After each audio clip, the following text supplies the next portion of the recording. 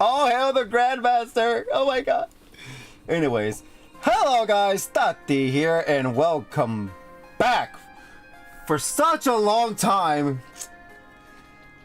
The Legend of Heroes, the series with The Legend of Heroes. Trolls. Well, by the way, this is an RPG from my number one top RPG series, The Legend of Heroes Trolls series with The Legend of Heroes Trolls into Reverie. On the PlayStation 4, on the PlayStation 5,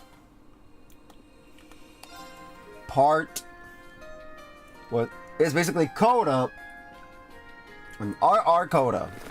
What does the RR mean? Reread. I like to be weird like that, okay? YouTube, how you guys doing? I hope you guys having a good morning, afternoon, good night, whatever time zone you're in. Now, do yourselves a favor. Go get your favorite snacks, whatever it is, breakfast, lunch, dinner, or dessert, and an ice cold drink or warm or hot, and let's begin. Before we begin, everybody, hello. But anyways, hey Ray, welcome to the stream. Hope you're having an awesome day. If you are, cool. Happy to have you here. Well, that was backwards, but happy to have you here. And that goes for the rest of y'all. And also, shout out to Ray Belladonna for being an awesome supporter, you know, through my channels, through most of my streams. So I decided to, you know, from just a regular viewer to mod. And I believe she will do her best as a mod. And I think she was the right person for the job, for the position. So shout out to Ray Belladonna. Thank you, as always. And happy to have you as a mod. You deserve it. Alright? Huzzah! Okay. Alright, but hello everybody. Hope you guys having an awesome day. If you are, then sweet. But if you're not, well, don't you worry. Hope my streams will entertain you guys. And that's it. Alright, so y'all know what happened last time. Last time we fought the final boss. It was that other Kia. And she turned to that freaking boss that I was so annoyed in Trails to Azure, the second final game of the second saga, the Crossbow State. Oh my god. It was a nightmare. But even though I was raging as hell, it turned out to be easy. Because there's a way to make the... Man, this game has some broken ass characters to the point that you make the boss not attack at all. It's freaking crazy how that works. And I'm so mad because when one of you guys explained to me how it worked and how to do it, I was like, my god, that's so easy. Why did I not figure that out? I'm such an idiot. So yeah, need to work on the pronunciation of Belladonna. He almost had it. Bella or Bella? Bella. Belladonna or Belladonna? Belladonna? Belladonna? I know it's Ray, but Belladonna. Ray Belladonna? Ray Belladonna?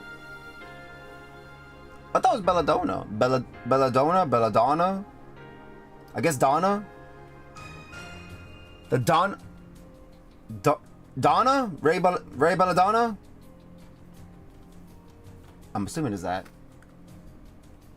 If I'm wrong, then my bad. Donna? What? I did not figure that out. I mean, I did not know. I mean, I'm surprised. I thought it was Belladonna.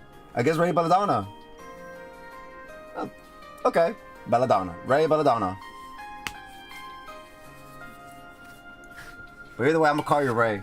But nah, I will remember Belladonna. Belladonna. Just remember that song Donna from Richie Valens. And it will be my. That one know for sure. But anyways, yeah, that ball was tough, but we ended up beating it. Hooray! And everybody was saying goodbye to that other Kia. And yeah. And they said what was to come later on in the future. And that was it. And everybody forgot everything because after they leave the Reverie corridor, everything that we've learned in the Reverie corridor is gone from these guys. Because up to our next heroes in the next saga to take care of the next part, the next stage of it all. Right? So, we read some stuff that basically was to come in the next game.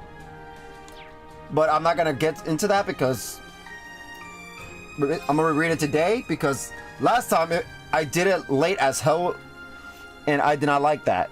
Okay? I did not like that at all. So, I'm assuming it's this one. Because look, because I remember like, oh, fine, I beat it so like now. And they're like, oh my god, why is it so late? It has to be this one. So, let's check. I hope it is. If not, I'm gonna cry. I hope it's not before the final boss. The real final boss. Wait, we'll find out. Let's see. Rendering browsing interface. Look back to look forward. Oh yeah, let's watch this because this is also part of the thing that was to come in the next game. So, all right, so we're gonna watch this again for those that didn't see it, and for those that did see it. All right, but for those that didn't see it, here it is. This is why you have to play all the games because everything connects. Damn it! All right, so here we go. View, look back to look forward. But I could have sworn there was more to it after that, right? I don't know. It's kind of strange to me how that didn't. Well, we'll find out right now. The third stage of the Orpheus final plan, the eternal recurrence plan. So this is the Grandmaster's next plan, guys. So far from demise, yet farther still from creation. You know what's crazy about the Grandmaster? She is literally a side thing. One has but to face the spiral of all. Literally a false, side thing. As it is true, by which the world revolves. To find a facade sincere as it is hollow. And if you just do the main story stuff, if one is to move forward, one must look back. You'll never, ever, ever. Yet the choice must be done so with peril. Get a close up of her. For the answers, one may not stand to bear. Damn it! I have to reload the other crap. Oh well. Look at this. Oh my god! I do have the song on my playlist. I wonder if I have that song on my playlist as well. Not sure. Too many songs. And I hope we see this guy in the other games, but I don't know. I feel like it was just a cold steal for now, but yeah. I know you're there. But we'll see. To think it's been 10 years since you were here last. Not since I bestowed upon you and Lenhart your swords. Lenhart. Lovey.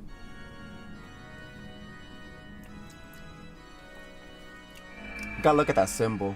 Because somebody pointed out something in one of the social media groups I'm in, and I was like, you know what? That does look similar. I would applaud finding your way here without Campanella's guidance. But it may have been a simple task, now that half of your memories have returned. So is she our enemy? That's what I need to know. Sure was. Hell, I think I even got enough to figure out who you really are now.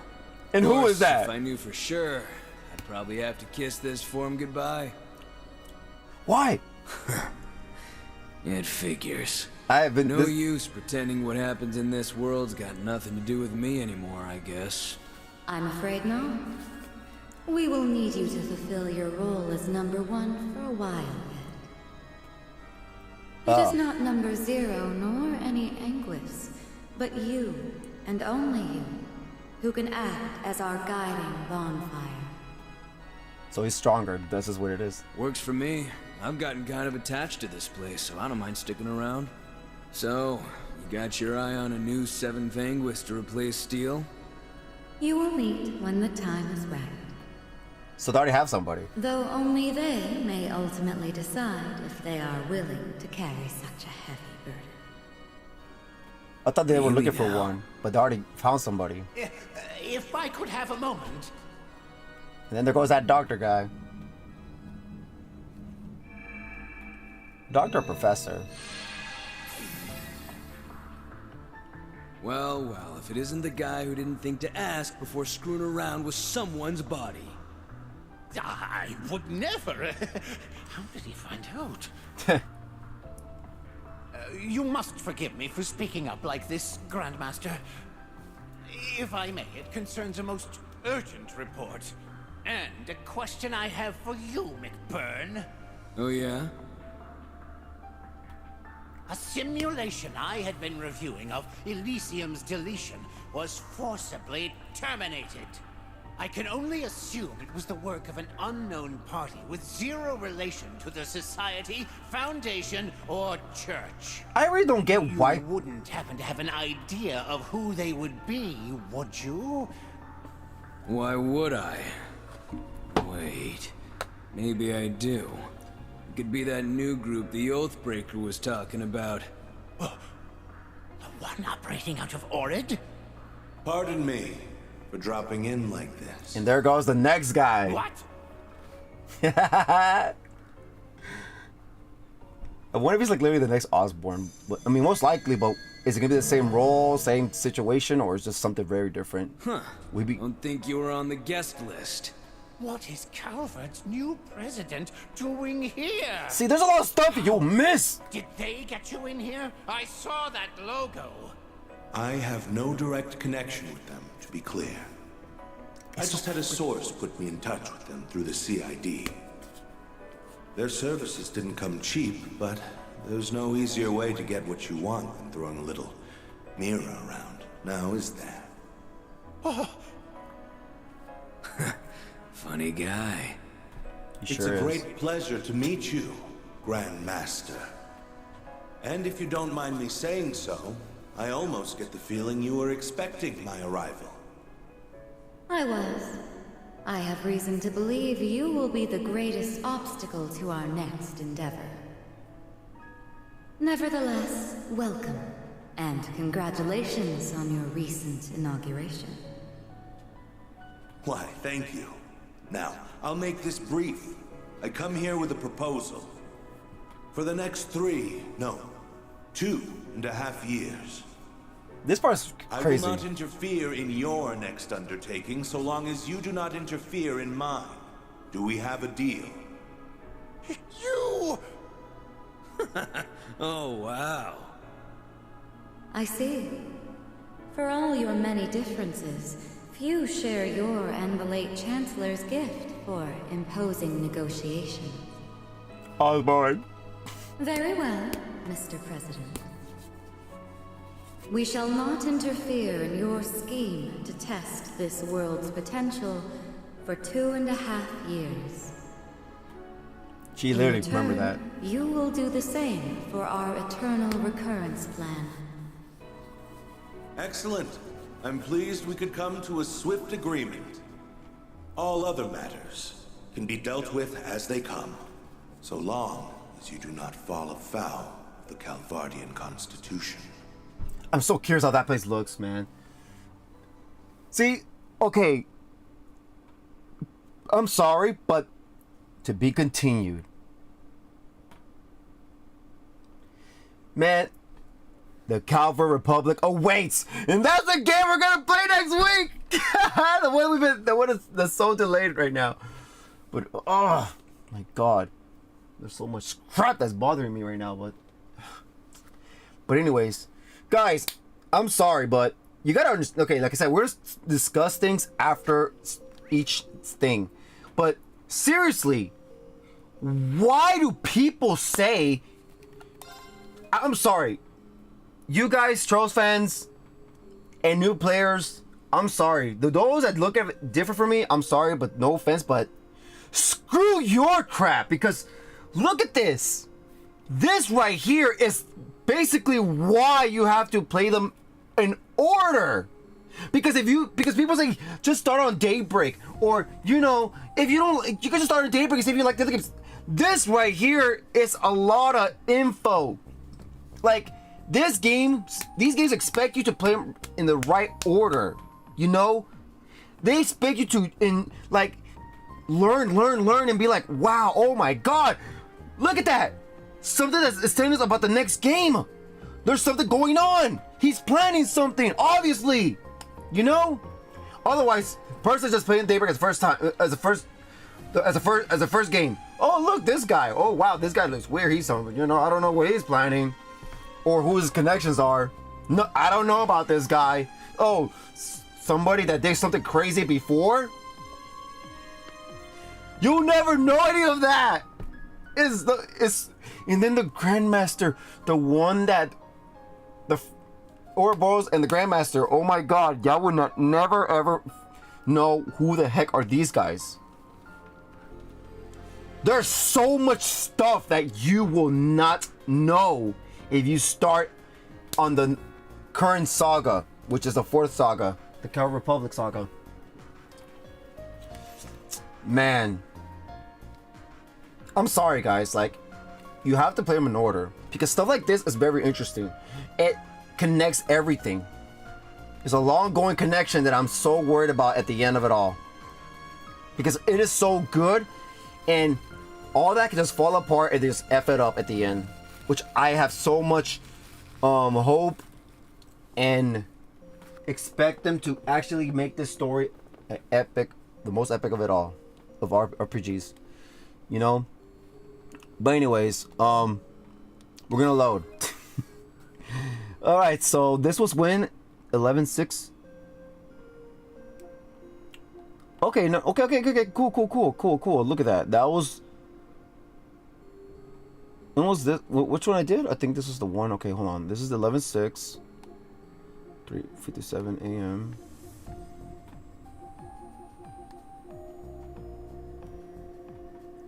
I wonder if it shows another one from before. Let me see.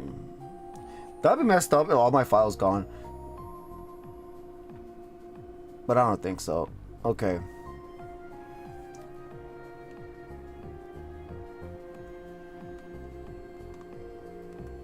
Damn it, I can't show you. I thought I saved before the Coda reading thing, but guess not, unfortunately. So this is our new one. This is the latest one. But seriously, man, this is I want. Okay, I'm gonna be in. Okay, you have a choice to play, of course. Like it's just I'm begging you guys to play them in order and do all the side stuff, because that was so great about it, man. I'm trying to jump like in Tokyo Xanadu, but rendering browsing interface. There's no such thing as jumping in this game. Like, I'm begging you guys. You guys have to play this the right way, man. You have to. You have to do it the right way. You don't have. Of course, it's your choice at the end of the day, but I highly, desperately recommend you guys to do it the right way. As someone that didn't play them exactly the right order, you guys, some of you guys are my witness on that. Y'all know what games I started this whole series. Play them the right order. Play them from the first saga to the latest one, which is the 4th one, okay? So yeah. View beyond the Reverie? Yes. So this is the one I'm talking about, the one with the reading. I hated that after we beat the boss, it was late as hell. These are but minutes, fragments of memories drifting in an endless ocean. Memories of what will be in the near future. It's crazy how we have memories of the future. Could they be shadows of the tangled threads woven by Elysium, or perhaps faded illusions that slip through the cracks of time and space? There are none who know the answer. Yeah, there are none except people that already play the games. the newer games. Alright. Was that what supposed to be like afterwards, I guess? Alright, so this is what we're gonna read. These 3 things. Because it's to hype us up for next week. Because all this is it was to come for next game. Alright? and it is so close already for me to play. All right, so yeah, another hot springs paradise. And now I can voice act completely, because last night was like, last time I was like this. Yeah, like, oh, well, who are you? This and that. Like, I was just so quiet. I hated it. I hate it so much. This right here could have been one stream. I don't give a damn how short it is. Y'all were telling me it's gonna be too short. Man, F that. I could have done this in one stream.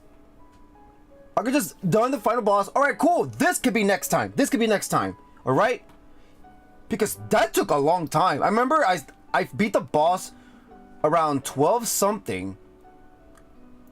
12 something. I was like, oh, this to read now or 1, whatever. And I read this like, oh my god, it took almost till 3 p.m. something to finish reading all this. Like, oh my god. And I regret it because I know some of you guys were so tired to stick with it. But here we are. It's not early. I could do it passionately, freely, this and that. All right. Okay, but after these 3 things, that's it for the stream. All right, just letting y'all know. It's like I said, it's called reread.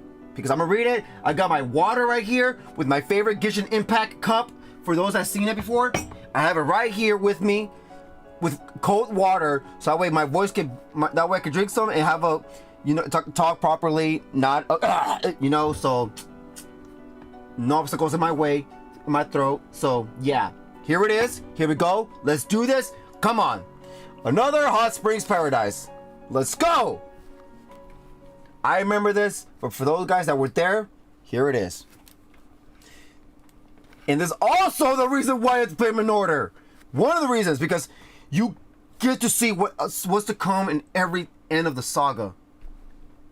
Like, the third, there's an extra part where you see everything that's what's to expect in later games. And not just the second saga, they do show stuff like, oh, what's to come for the next game, but also what's to come later on of the series. Like, damn, that's crazy. So they planned this from the very beginning. Wow. They were setting everything. They already had every single stuff planned, everything. They just got to set them all at the right spot and places and time, whatever, in the story. Which is amazing. It's like One Piece. But anyways, here we go. January, year 1208 of the Sathian calendar. Between 2 great mountains at the tip of a Calverdian basin sits Long Lai. The town is known for 2 things, being the eastern entrance to the Republic and its exceptional hot springs. Through these enticing factors does it continue to welcome tourists hailing from both home and abroad.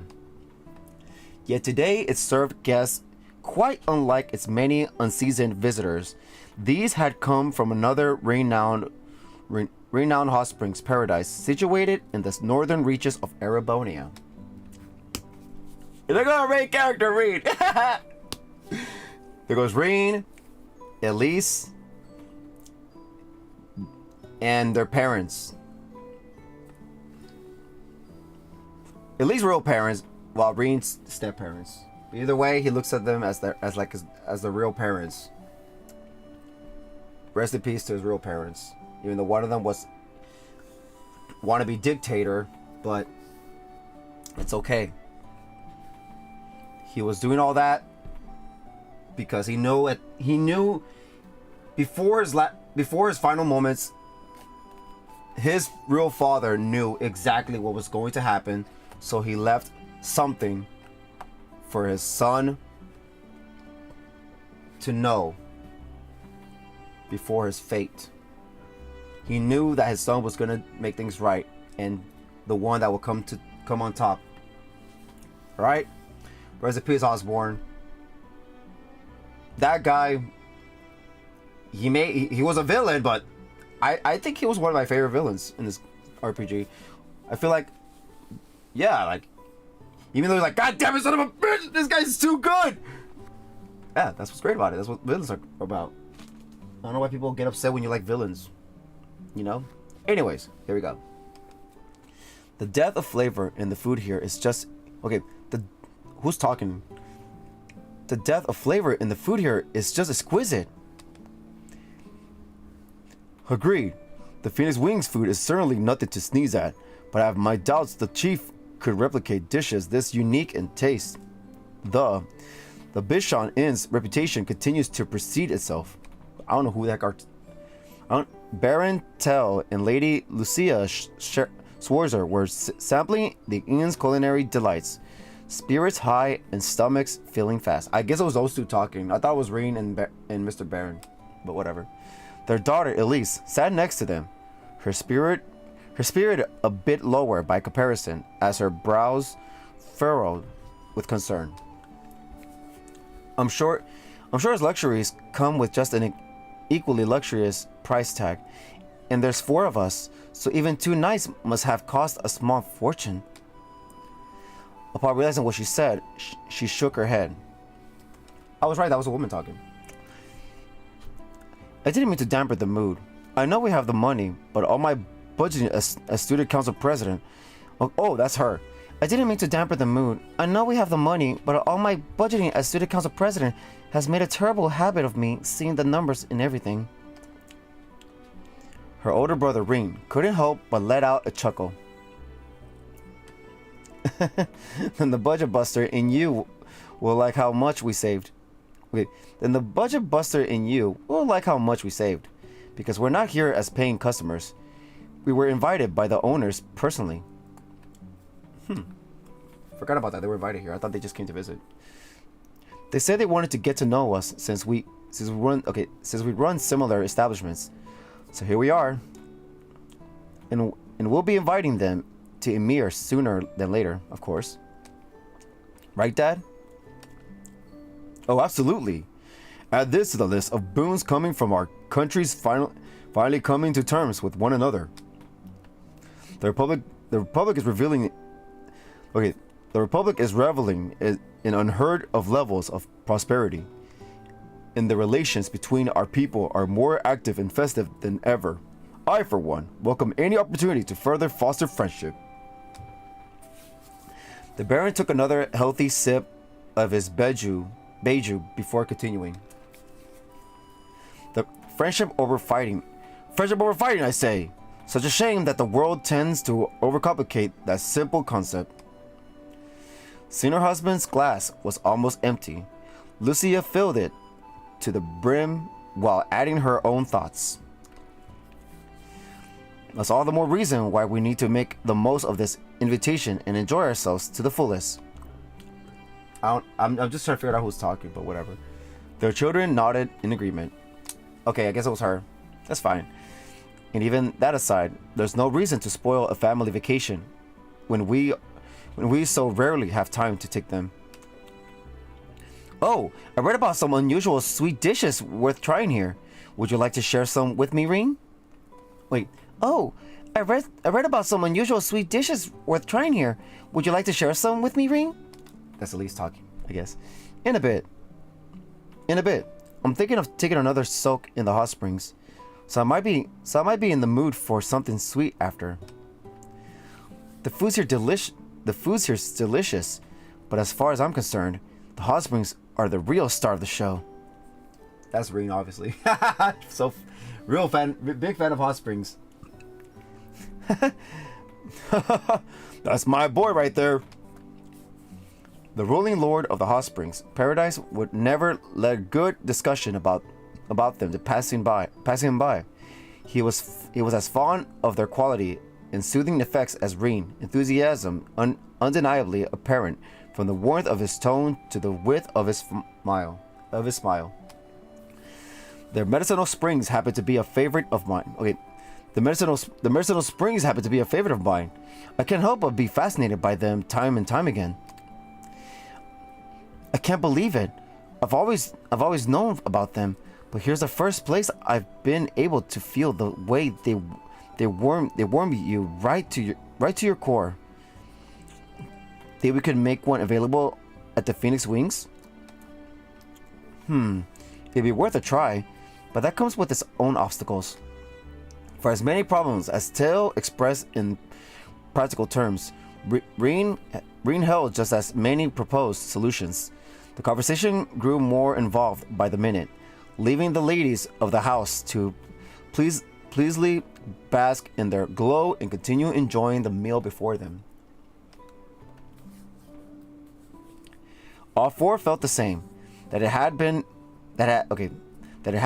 too long since they could enjoy each other's company, but the wait had been well worth it. That night, after indulging in his post-dinner soak in the springs and telling his family he was going for a walk, Rean departed the inn. All right, let's do this. He took in a deep breath, the crisp night air of Long Lai filling his lungs. The hot springs were an excellent bonus to his trip, to be sure, but it was not the real reason he agreed to visit. All right. Or his master. He had come in search of young Kafai, the famed sword hermit. Master Kafai was the founder of the 8 Leaves, 1 Blade school, of which Rean was a practitioner. And though now over 70 years old, he was still regarded as one of the strongest combatants on the continent. They had not met since before Rean's enrollment at Thors. Many a letter was exchanged during the 4 years that followed, but even they had stopped after Rean earned the right to call himself a divine blade over a year ago. There was so very much he wished to discuss with his master. What he had learned in his 4 years of training, what had transpired since becoming a divine blade, the true meaning behind being the final blade to master the 8 leaves. There's plenty I'd like to ask that have nothing to do with the swordsmanship too. All these questions are impossible to answer without first knowing the whereabouts of a single individual. Even a senior practitioner like Cassius Bright claimed ignorance, having received not a single update from their old master. He had always been an elusive but traceable sort. But wherever he was now, he was next to impossible to track. What's this guy doing, seriously? That was until word of a blade master being sighted in Long Lai reached Rean's ears. All we know is about his granddaughter, which we met at Liberal during the games of Chosen Sky trilogy. That was until word of a blade master being sighted in Long Lai reached Rean's ears. The man held a fondness for the town's specialties, those being the hot springs and its fragrant tea leaves, making the sighting worthy of particular note. He also knew from the letters before they stopped that he intended to journey eastward, making Long Lai one of the more plausible stopping points. The word came to him just as the Swordsers were invited to stay at the inn during their New Year vacation.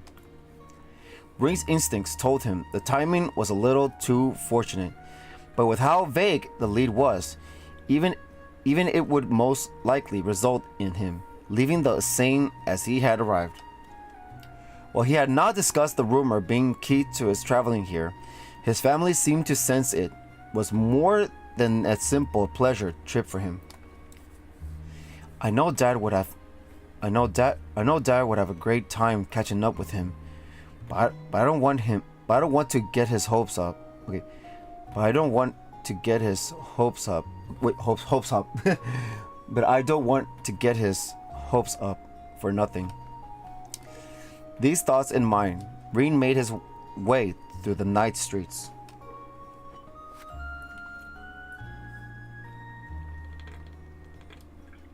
I better go to this area. The next game, I better go to this area. Long Lai's architecture was distinctly Eastern, making it a uniquely intriguing sight among most of Calvard's towns and cities. This was not to say it was similar to Crossbow's East Street. With subtle colors paired with dignified beauty, every wall and stone exuded the traditional concepts of wabi-sabi. One look was enough to understand the region was rich with history. This quiet charm would give way to contrastly lively evenings, where tourists both westward and farther eastward were greeted to stalls dedicated to the hot springs and more. This too held the traditional sort of charm. Ring asked several merchants if they had any information pertaining to the whereabouts of his master, somewhat sheepishly purchasing a number of souvenirs from their stalls to keep himself from being a nuisance. They, he justified, would make excellent gifts for his friends, his co-workers, and his students. Oh yeah. I remember this. I can't believe it's almost time for them to graduate. I might be more emotional about theirs than I was for mine.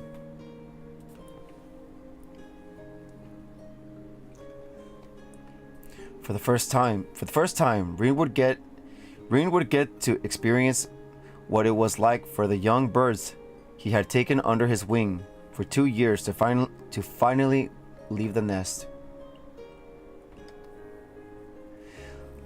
Their first year had been eventful, to say the least. What had started as a problem, class full of disagreements and mounting tension, has slowly grown into one of compassion and understanding for one another. It was with each new discovery about themselves and every new ordeal the world sought to impose upon them that they grew not only as individuals, but as a team.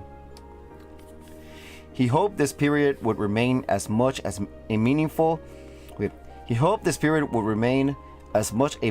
part of their lives as it would always be for him. The months before the Retributive Tower's appearance held many a trial, making the 10th months that followed in its shadow. That followed in its shadow pass all too quickly. You're the Kurt Altana Fusing Ash.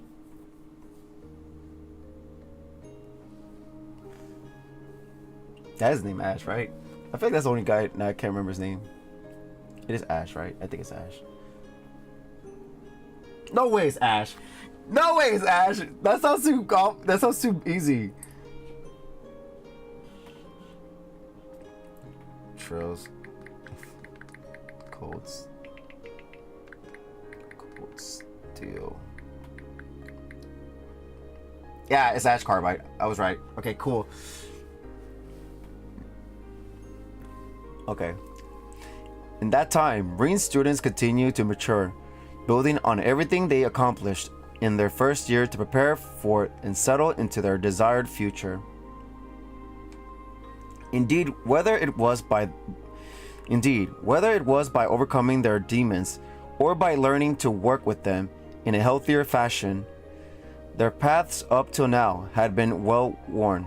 And while they may have had to rest from time to time, he was proud to be a part of why their steps continued to face forward. Proud, but also lonely at the thought of saying goodbye. As their second year drew to a close, lacking in grandiose events but still rewarding in its own right, it was this mixture of emotions that bore conflict within him most. Can't believe I'll be going through it all over again next year and even the year after that. Hell of a career I chose to pursue, huh? He didn't know when he stopped walking. Realizing this, he resumed his search, paying respect and mind to the many generations of educators who came before him. No matter where he looked, he could not find Master Kafai and Long Lai.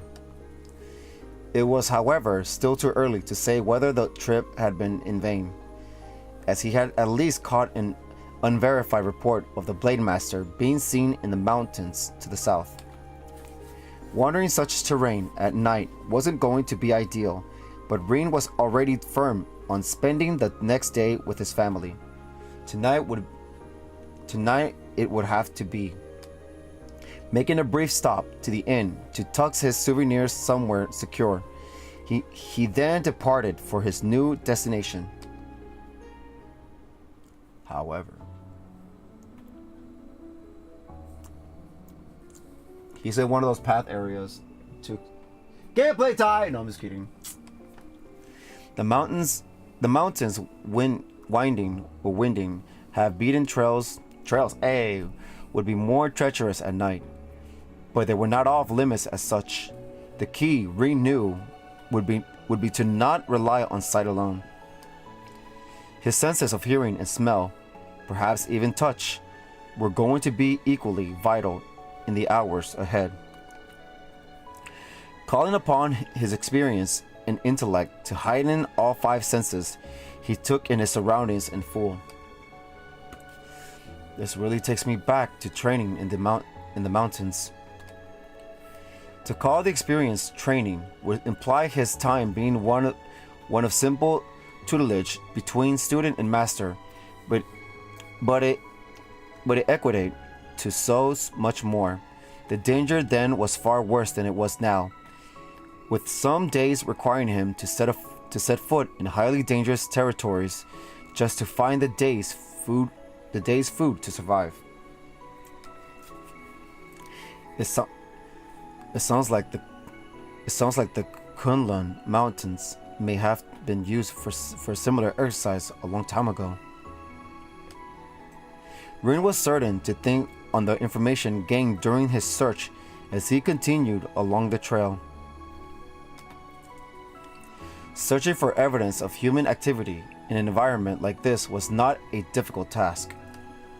Humans always leave something indicative of their presence behind that no wild creature could. Be it a long dead fire, footprints, or traces of going on the hunt, one need only follow the light to lead to their source. Ring did so, advancing with the caution instilled in him by both his old master and hunting enthusiast of a father. They soon led him precisely to clear evidence that a human had been in the area, though the evidence itself was far from what he expected. Remains of a camp? No, this is. It didn't look like it had been. Okay, it didn't look like it had been left by martial artists in training or roaming hunters, but the most peculiar thing was that there were multiple sites like the first, all evenly spaced from one to the next. It was as though something was being measured. Maybe this is from a group of scholars doing field research. Okay, maybe this is from a group of scholars doing field research, but it seems too large in scale for that. There was nothing more to be found here. Rean advanced. Soon after, he found another unusual amount of evidence. It's like someone forced their way through here in a car, or more like hacked open a path wide enough for a car to pass through. All further inspection here suggested that whoever was responsible had given up on this endeavor, leading him to wonder if they somehow found success elsewhere. And if they did, why had they done this at all? Okay. And if they did, why had they done this at all? The question pestered him. If there was anywhere to clear wide paths, the remote depths of the mountains certainly were not it. But instinct told him he was only a step away from discovering the answer. If I keep following this trail a little farther.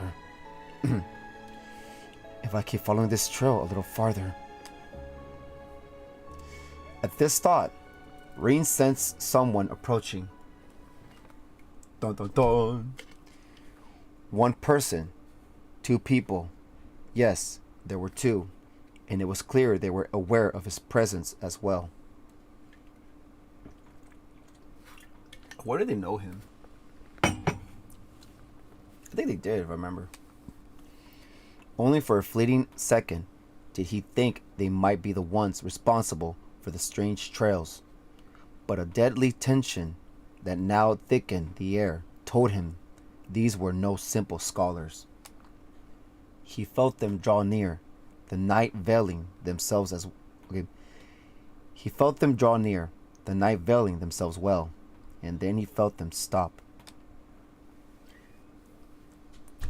How about you show yourselves? How about you show yourselves? He spoke without placing his hand on his Taty, signifying to those watching that he had no desire to fight. Their silhouettes then silently emerged from the darkest shadows of the mountains. They looked very much like the shinobi of the east he had heard about, their forms clad from top to bottom in black garments and their faces fully obscured. What to expect, guys? Let's go! So the next saga, we're gonna have some ninjas. Let's go! Something that we did not see at all to this whole series.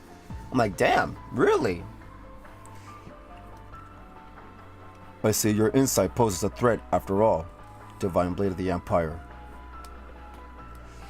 The contract with our client has yet to begin, but we will make an exception for one among their list of dangerous persons. The silhouettes then charged. They caught him completely off guard, drawing short, straight blades to attack him as they narrowed in.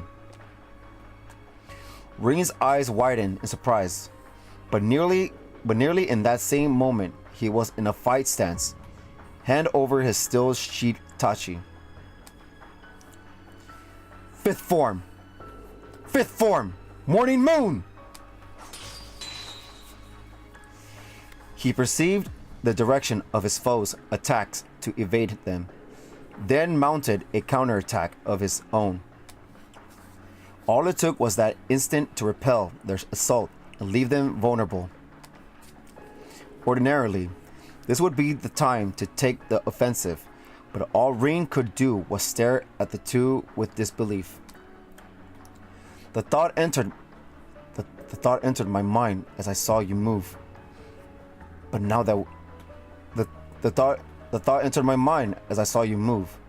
But now that we've crossed blades. He paused the disbelief in his eyes, giving way to a more intent gaze. Are you partitioners of the eight-leaf school?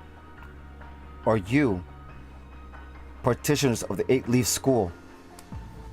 Another pause, this time from the silhouettes, before answering, as though they were well aware the question was coming. No, though we do possess ties to the school. So what's cool about this is that we're finally seeing more connections to the school. The school has been mentioned so many times with Cassius Bright, Arios, and now Rain and Kafai. So the school is we're finally get to see more connections to the school. Not just those three Divine Blades. We're finally seeing more connections with this from it. So I can't wait to see more about it. Anyways, no. Though we do possess ties to the school. We are of the Ikaruga, practitioners of the Black God One Blade School. Practitioners of the Black God One Blade School. The what? The what? Ring was left stunned. The two Ikaruga held their blades horizontally, ready to thrust them forward at any moment. It was as though they wanted to make clear that while they had been caught off guard once, he would not be so fortunate twice. Rin responded by assuming the middle stance was his Taty. Wait, what? No. Rin responded by assuming the middle stance with his Taty. But just as the sides were only a beat away from engaging in battle. That part's wild. What could only be described as a black cyclone roared from the darkness at such speed that it seemed certain to slice anything it touched. There's a similar weapon like that in the Thrones in the Sky. Someone that we know very well has something like that. So those type of weapons most likely originated in the Republic of Calvard. Of course, a lot of unique stuff we've seen from this. A lot of very, very few unique stuff in Calvard, like the title, the titles teaching title users and in the chakram, and then like right here the cyclone, the chakram star weapon, whatever. We have not seen stuff much like that in the other games, so it's pretty cool that we're gonna see more of stuff like that in this era, in this country. Anyways, what could only be described as a black cyclone roared from the darkness at such speed that it seemed certain to slice anything it touched. His appearance caught Rin by surprise more than the initial attacks by the silhouettes. He had not suspected an attack from that angle, that distance, or even that moment. His enemies, on the other hand, did not so much as flinch at the sight. The approaching blade over an arch and a half in length was heading directly for Rin's back. He couldn't possibly dodge it now. Perhaps he should have noticed. Perhaps it was impossible to notice. Whatever the answer, the divine blade of the Empire would soon fall. Damn. The silhouettes waited in for his final moments to be, convinced of no other fate in his future. They expect to get him. When Rin spun his body in a full circle, applying the intensity built into his Taty from the motion to swing. The blow made was weighted yet precise, shifting the incoming blade to a new direction without mitigating its near overpowering force. This technique was an application of the first form, Helix. Oh yeah, Helix. There is no greater course in the moment than to use it to redirect the attack without it ever making direct contact. The spinning blade was now significantly off its intended course, but Rin slashed at it again, birthing a shockwave that further shifted its path. The blade went flying hairs to the right of the direction it had come from. A hand was there to deftly catching it midair. Oh, they got look cool, man. I can't wait to see how they actually look. Look at them, they're ninjas! Damn it, ninjas are cool! Not the Naruto ones. No offense, Naruto fans. But ninjas and Naruto are BS, man. This is ninjas. These are ninjas.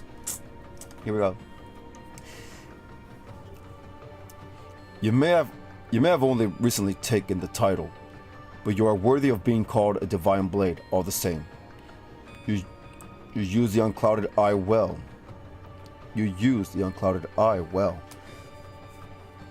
So they know about that.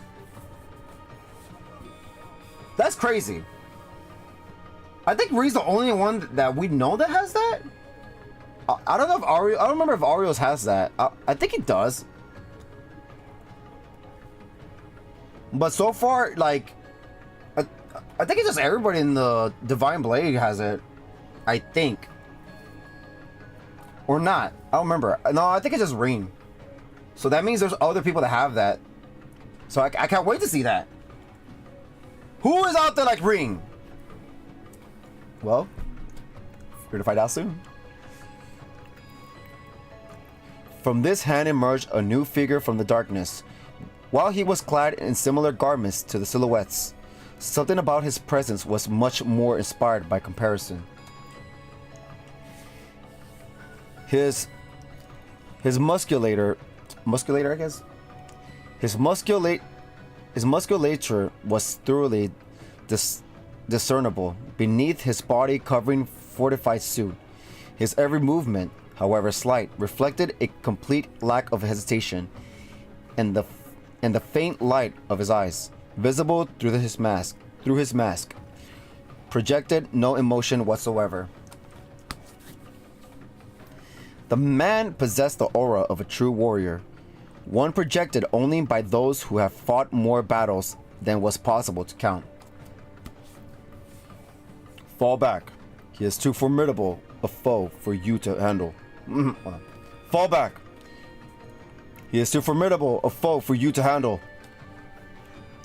The silhouette slid into the darkness in an instant. Only the new arrival was left to face Ring. I need to know. Who are you, and why did you attack me? Our contract forbids the disclosure of such information.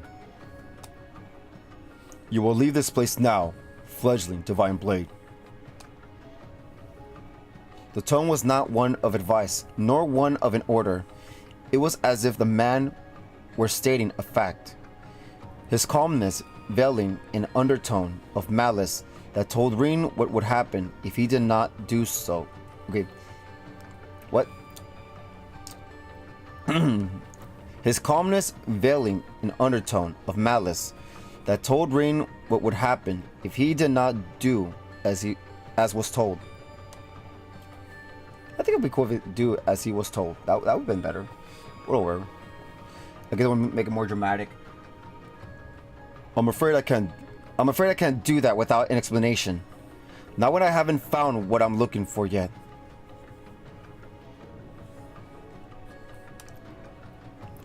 I understand. Then. There was no longer anything to discuss. All they could do was battle. I, Kurogane of the Rogetsu School, shall be your opponent. I think it's... Hold on. I, Kurogane of the Rogetsu School, shall be your opponent. Kurogane stood at attention. The large blade he had thrown before now pointed.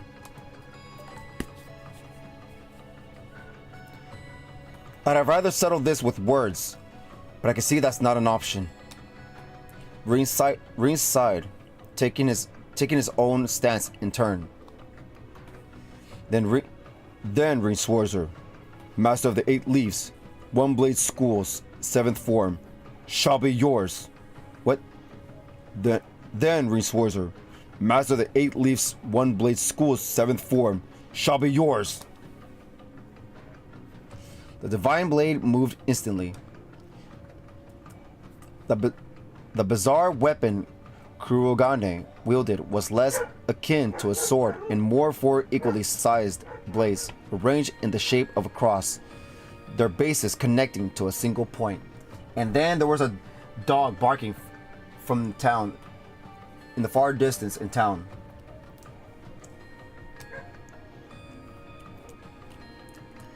That he could direct this large, weighted shuriken as though it were a simple child's toy spoke volumes about how strong he was.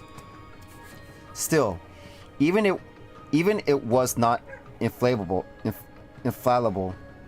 for it was not one to be ideally used in close-range combat. Kurogane appeared to have no other key weapons on hand, either, meaning that if Rin could force him to fight where he would be at his most disadvantageous, he would very likely come out of this of this the victor. This was what he had in mind when choosing to act first. Second form, Gale! See, I'm louder now. He closed the gap between them, drew his blade, and made a wide swing toward his opponent in the blink of an eye. Kuragane blocked the blow with ease. That's crazy. That, however, meant nothing in the larger scheme of things.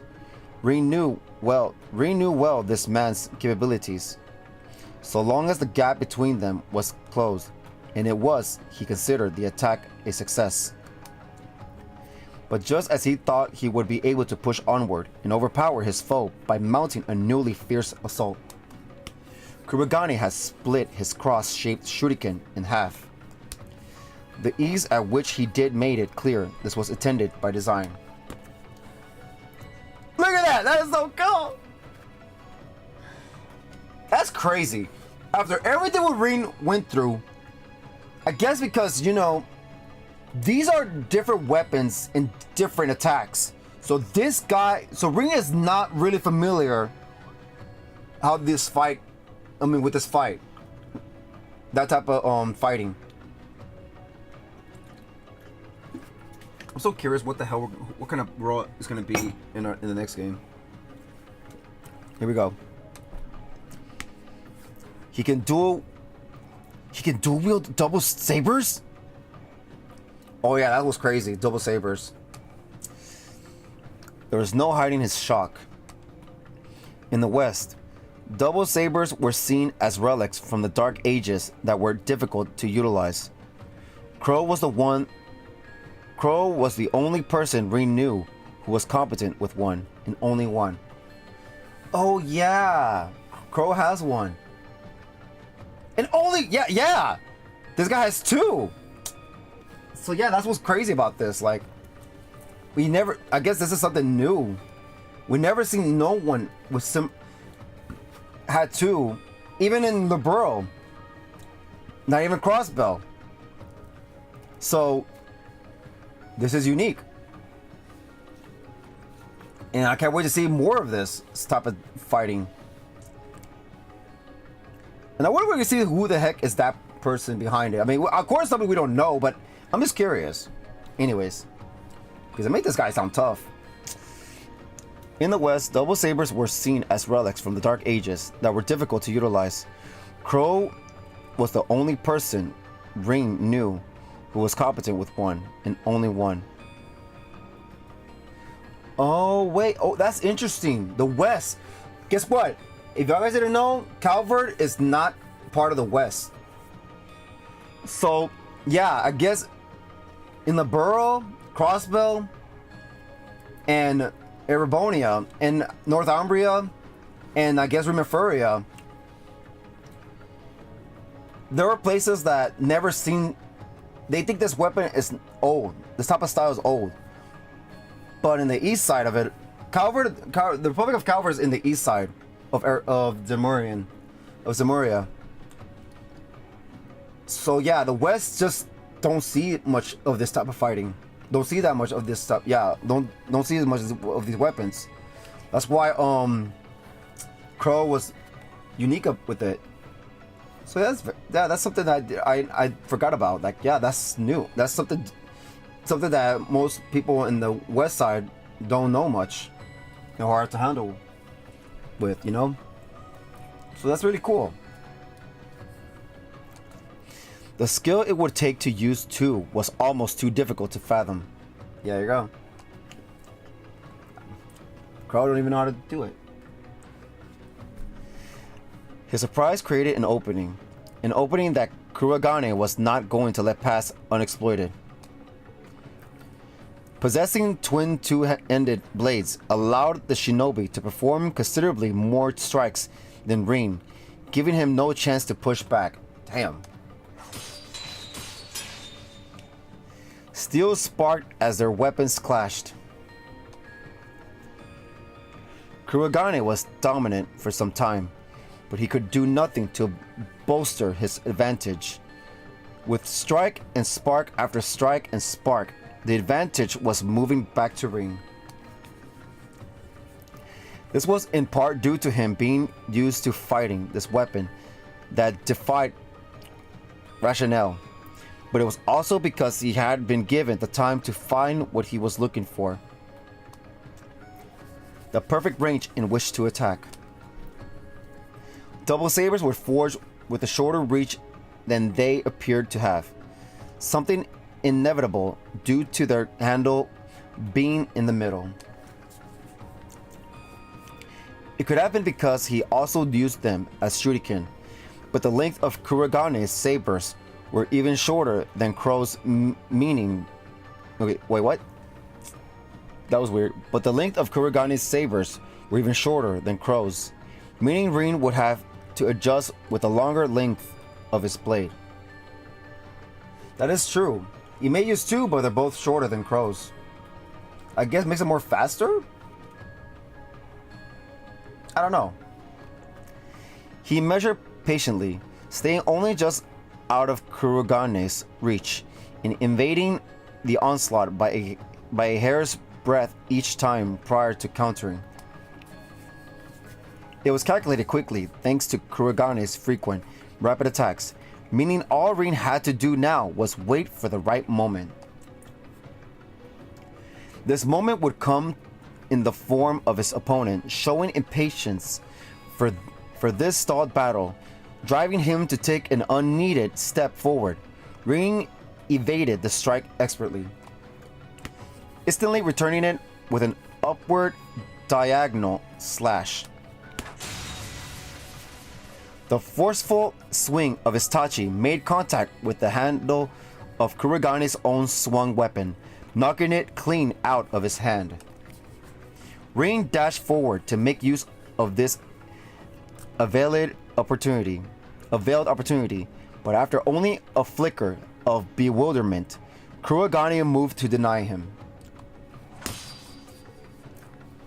He blocked Rin's attack with the double saber still in his possession, then hurled a hidden kunai with his free hand, jumping backward a significant distance while doing so. Very good. Very good, Divine Blade of the Eight Leaves. You may pale to the skills of our princess, but you without doubt deserve your reputation. Princess? Rin's intonation went unanswered as Kuragane took a notably different stance than before. I shall demonstrate my respect for your skill with my finest technique. This put Rin's staunchly on guard. Senses heightened, he focused every nerve in his body, fixing his eyes on whatever he was to come of Kuragane, who was now gone. Nothing remained where Rin's opponent had just stood. That's wild. He hadn't taken his eyes off him, never eased himself for a moment, yet Kuragane was nowhere to be seen. How had he moved? How had he moved that quickly? Was it some kind of spatial translocation? But there were no signs to indicate either one. Was it that he never moved at all and was still there, sight unseen? Wait. But there were no signs to indicate either one. Was it that he never moved at all and was still there, sight unseen? He's a ninja! Ninjas are wild like that. No, that wasn't it either. The double saber Rin had repelled to the ground was also gone. I can still sense him. So he hasn't gone far. Rin suppressed the panic welling up within, honing his senses a second time. That was when another black cyclone swirled toward him from the shadows. He half expected something of his nature, so with little deviation, he was able to deflect it as he did the first time.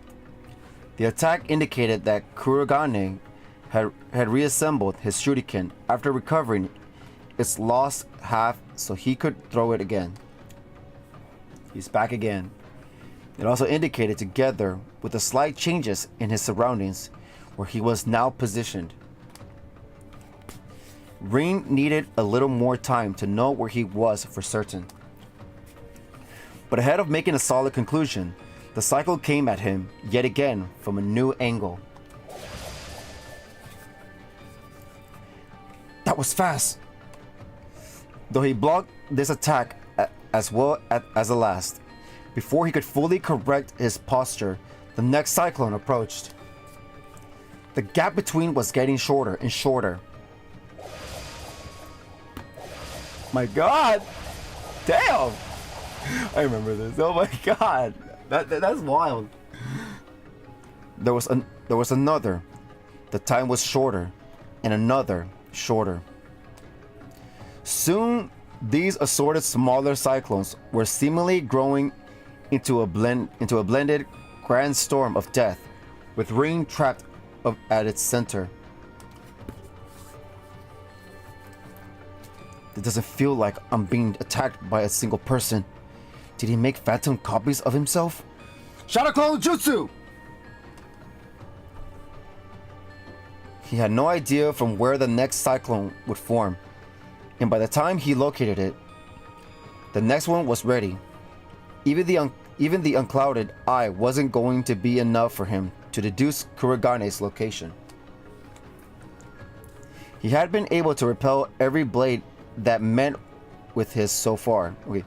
He had been able to repel every blade that had met with his so far, but that was growing increasingly difficult. I didn't want to use it, but I'm not sure I have a choice. Well aware that doing so would place him in danger, Ring took his mind off the battle. He gave up blocking and invading attacks, dedicating the bare minimum of his focus to not sustaining lethal blows and focusing his mind inward. He focused on the power that he had long cultivated inside of him. The power he had feared, loathed, and rejected. The power he now relied on, desired, and nearly surrendered it himself to. The power he faced with his loved ones at his side, making it a true part of himself. With his mind clear as day, he unleashed his full strength. Enlightened spirit unification! He imbued his Taty with a great power surging out of him, crying out as he did so, and spinning his body forcibly around to create a bladed circle around him. The energy released by his Taty repelled all forthcoming shuriken with ease, and with them, Kuragane's phantom copies lurking in the darkness faded to nothing. With that, that's crazy he had to use that. There you are! He charged toward Kuragane. Or it's better this way. There you are! He charged toward Kuragane. The man was thoroughly overwhelmed by Ring's sudden counterattack, throwing him completely off balance. There was nothing he could do to repel what would come next. It's time to settle this! Ring swung his Taty downward while pouring all of his might into a final single strike. But just as the two felt the battle was coming to an end, Zealot form! Duality! Accompanied with a voice as beautiful as a bell was a slash tearing through the sky, its color so black it threatened to eclipse the moon. It effortlessly stopped Ring's weapon from reaching its target. But that wasn't all. What? With a high-pitched metallic sound, Ring's beloved Taty was sundered cleanly into. That's wild. His sword got cut in half.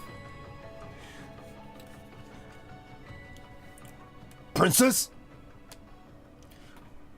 Kurogane was also taken aback by this new arrival.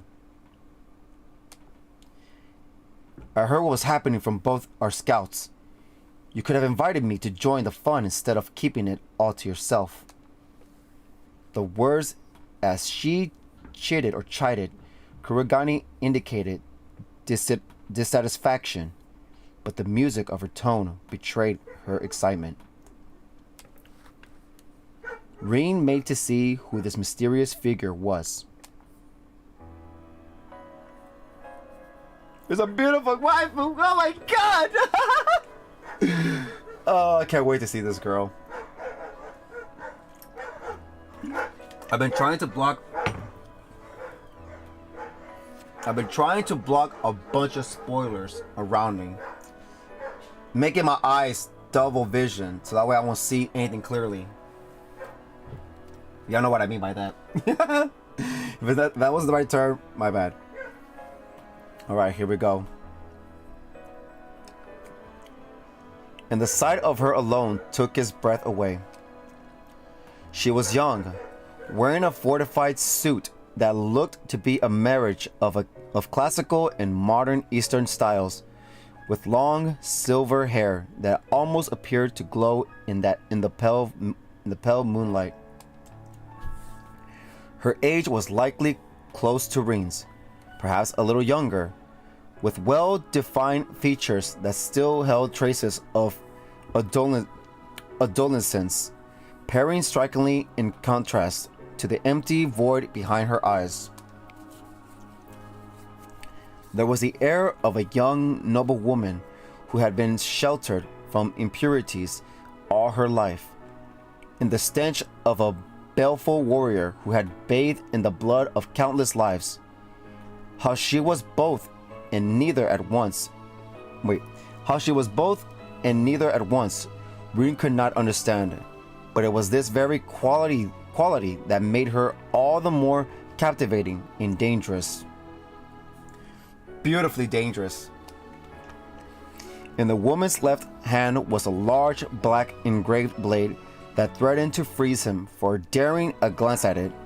No doubt it was what halved Rin's touching moments ago.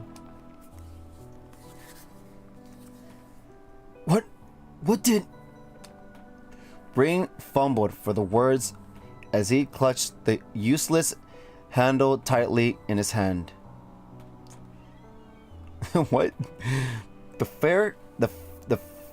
fair-haired woman only smiled as she looked down upon it. So this girl's stronger than Rin. Your weapon was very fine, but it was never any match for my friend, I'm afraid. Your weapon was very fine, but it was never any match for my friend, I'm afraid. She spun the black blade in her hands around gently before holding it up toward the night sky to seemingly display it with pride.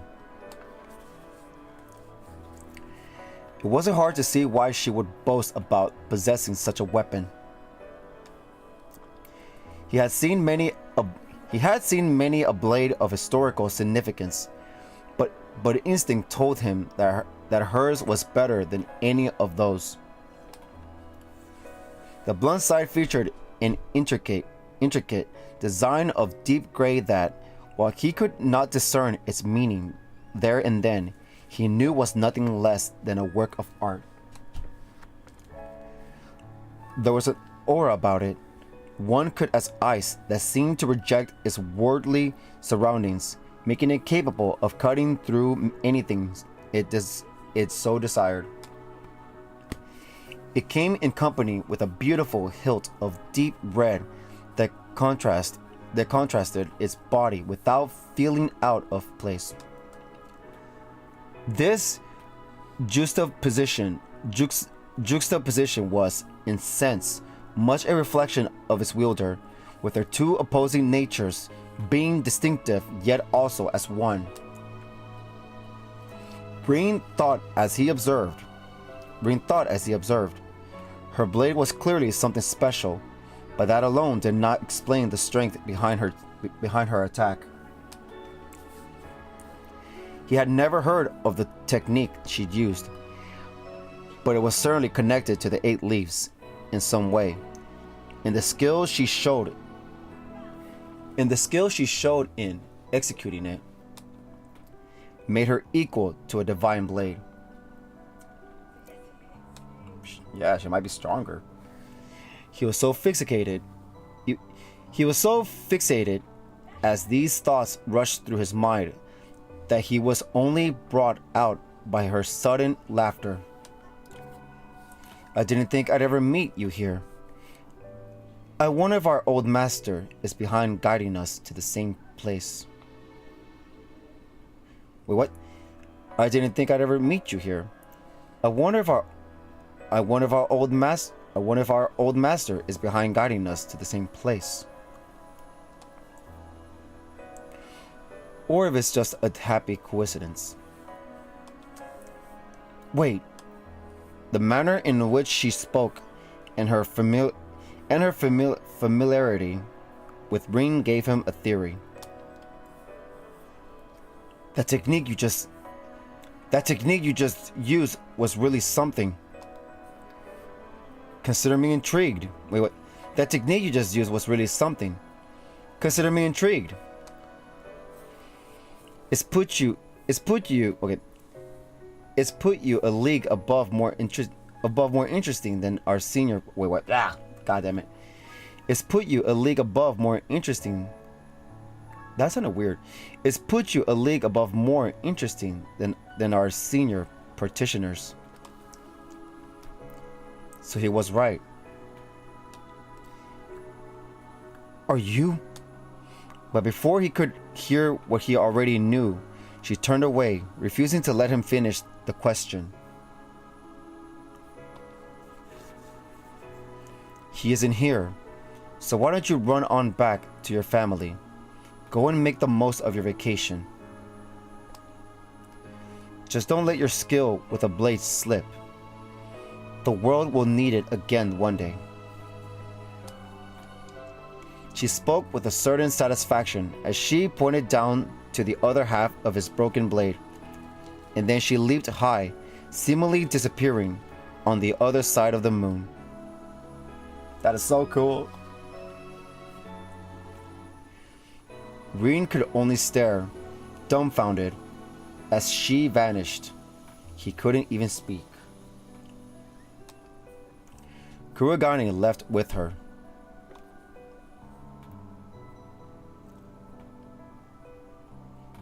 Well, with that, Rin's out of commission.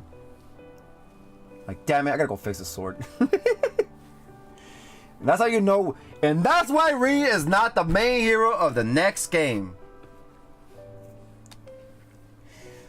The Ikaruga, the Blackguard One Blade School, and our senior practitioners. Rin had been unable to fulfill his objective. And not just that, he was left with countless new questions about the people he encountered and the mountain itself. He felt there was meaning behind being guided to this specific place. But how important it was or what it entailed, he did not know. And yet, the person responsible for discerning that won't be me. Looking down at his broken Taty, he was struck anew with how massive the world truly was. And he realized that, now that his master was confirmed to be elsewhere, the purpose of his visit to Long Lai was nothing more than to enjoy a wonderful, ordinary vacation with his family. This meeting here was but a peculiar coincidence. For now, at least. When I get back, I'll need to reforge my Taty and myself. Something stirred in this region, all across Calvert, but there was nothing he could do about that as he was. Yeah, you're out, buddy. All he could focus on was training and bettering himself so he could one day play a part against the next threat that loomed over the distant horizon. new resolve welling in his soul. He made his way through the now and still mountain trail, back to where his loving family awaited.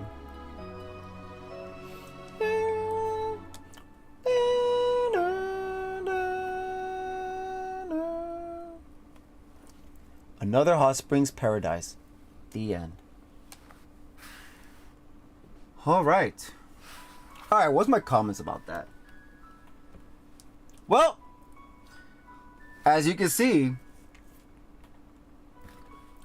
it's basically just talking about, like, we're seeing more characters, you know, obviously, and more fighting styles, like ninjas, basically ninjas, you know, something that Ring is not used to dealing with.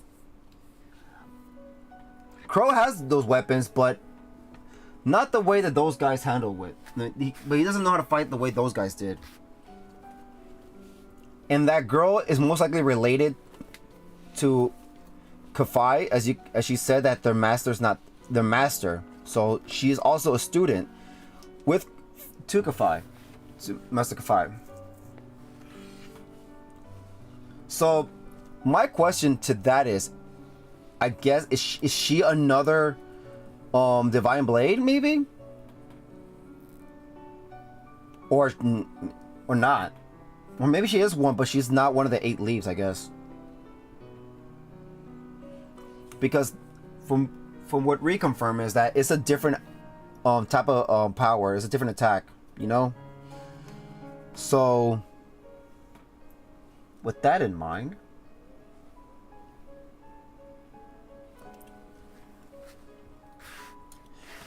are they enemies? I don't think they're enemies, in my opinion, because, like, it's just Rin is basically an outsider, maybe. And maybe they wanted to test him, you know, without knowing about it. So, yeah, like, but right now, they know he's strong, but not strong enough. That's why his blade's broken. And, like Rin's gonna go back to train. So during the next game, Rin is just out for now. He cannot do anything. I'm curious how everybody's gonna react. Like, Rin, what happened to your sword? Yeah, it broke. Someone broke the sword? The hero of the Empire? His sword broke. His sword was broken? Yup. So yeah. So now he has no choice to enjoy that vacation. Not just to be there to, you know, for a mission, secret mission. No, your mission's done. Go enjoy with your family, damn it. Go have a good time with your family. So yeah. But yeah, that's wild. So we're gonna learn more about those guys. And I wonder if we're gonna see their faces. The Kuragane guy. The girl.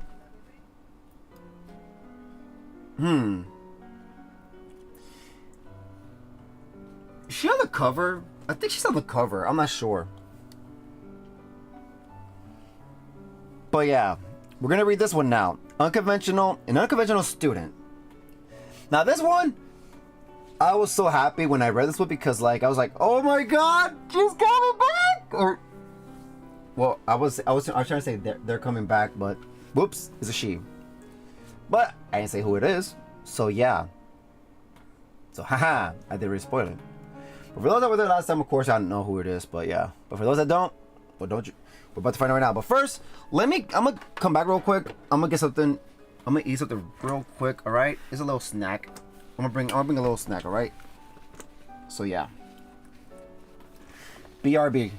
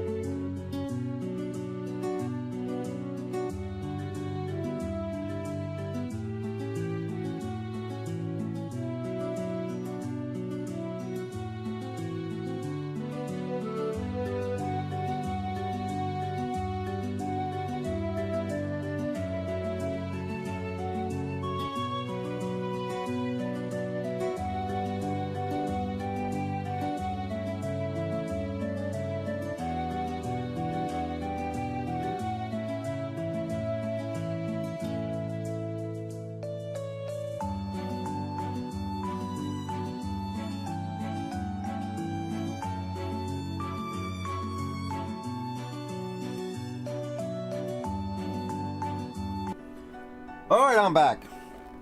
Here we go.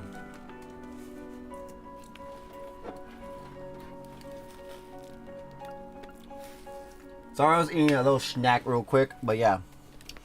Alright, an unconventional student. This is what I really like, because I mean, even though we're seeing what to expect from this one, but this one shows exactly what, I mean, another what to expect, but also a character coming back like, oh, we know for sure they're coming back. Wow.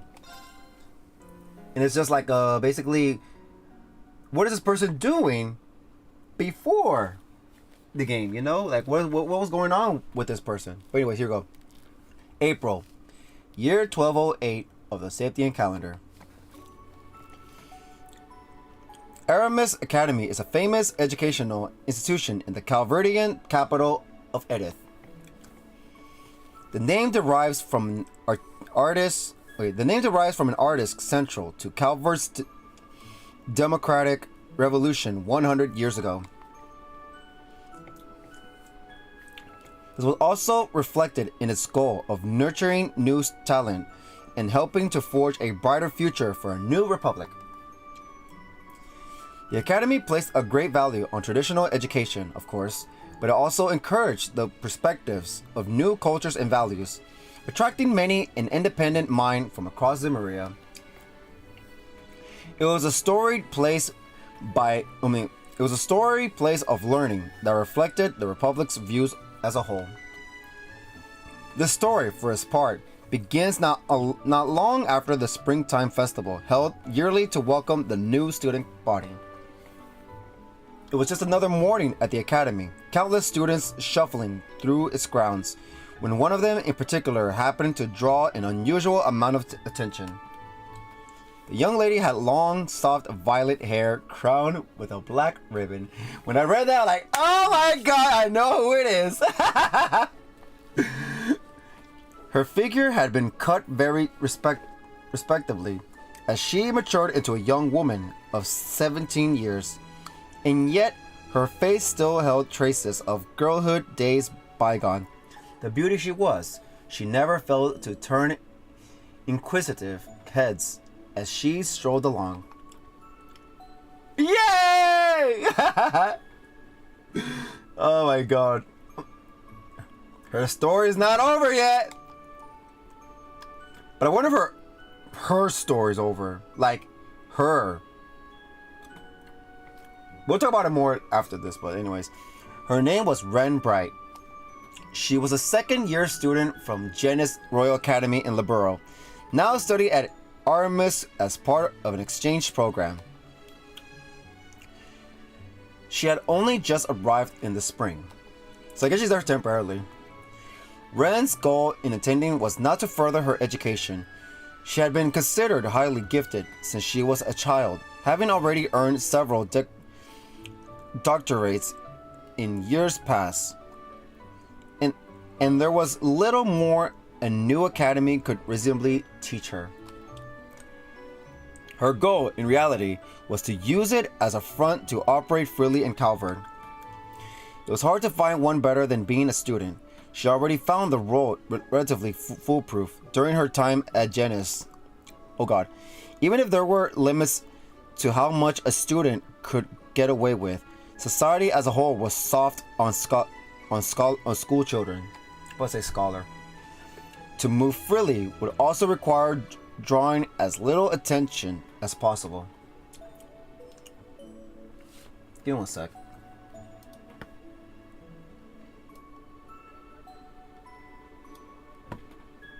Okay. To move freely would also require drawing as little attention as possible. She aimed to conduct herself modestly, as any elegant young lady who wished to remain unseen should, during her time at Aramis. There was just one very big problem with this plan. Good morning, Miss Bright. Isn't she just gorgeous? Look, I see her! She's so beautiful, and everyone says she's just as smart. And everyone says she's just as smart too. She sure is. All she had to do was walk down the hall to be showered with greetings and whispers of envy and admiration. Her looks alone were already enough to make her the talk of the school, but after one of the teachers let slip that she received a perfect score on her entrance exam, there was suddenly not a single person who didn't know her name. The other students cared not how much she wanted to avoid drawing attention. She was getting it whether she liked it or not. Naturally, not everyone was pleased with the booming popularity this new transfer student had attained in less than a month. While most were fawning over Ren's arrival that morning, another group watched the charade unfold from the shadows, echoing audible tuts in displeasure. Jealous. It's that girl again. Ren had yet to be enrolled in any clubs, so as soon as the day's lessons had come to an end, she packed her belongings and stood to leave. A word, if I may, Miss Bright. It was a fellow classmate surrounded by a small faction of students, clearly loyal to their King Bee. This guy. Certainly. Though instinct told her this was not going to be a conversation she wanted to have, she made an effort to pretend otherwise. Certainly. Okay, anyways. She would not be provoked into behaving as anything but a mature, modest young lady. I've been wanting to get to know you better for some time now. You see, so I was wondering if you might join me for dinner this evening.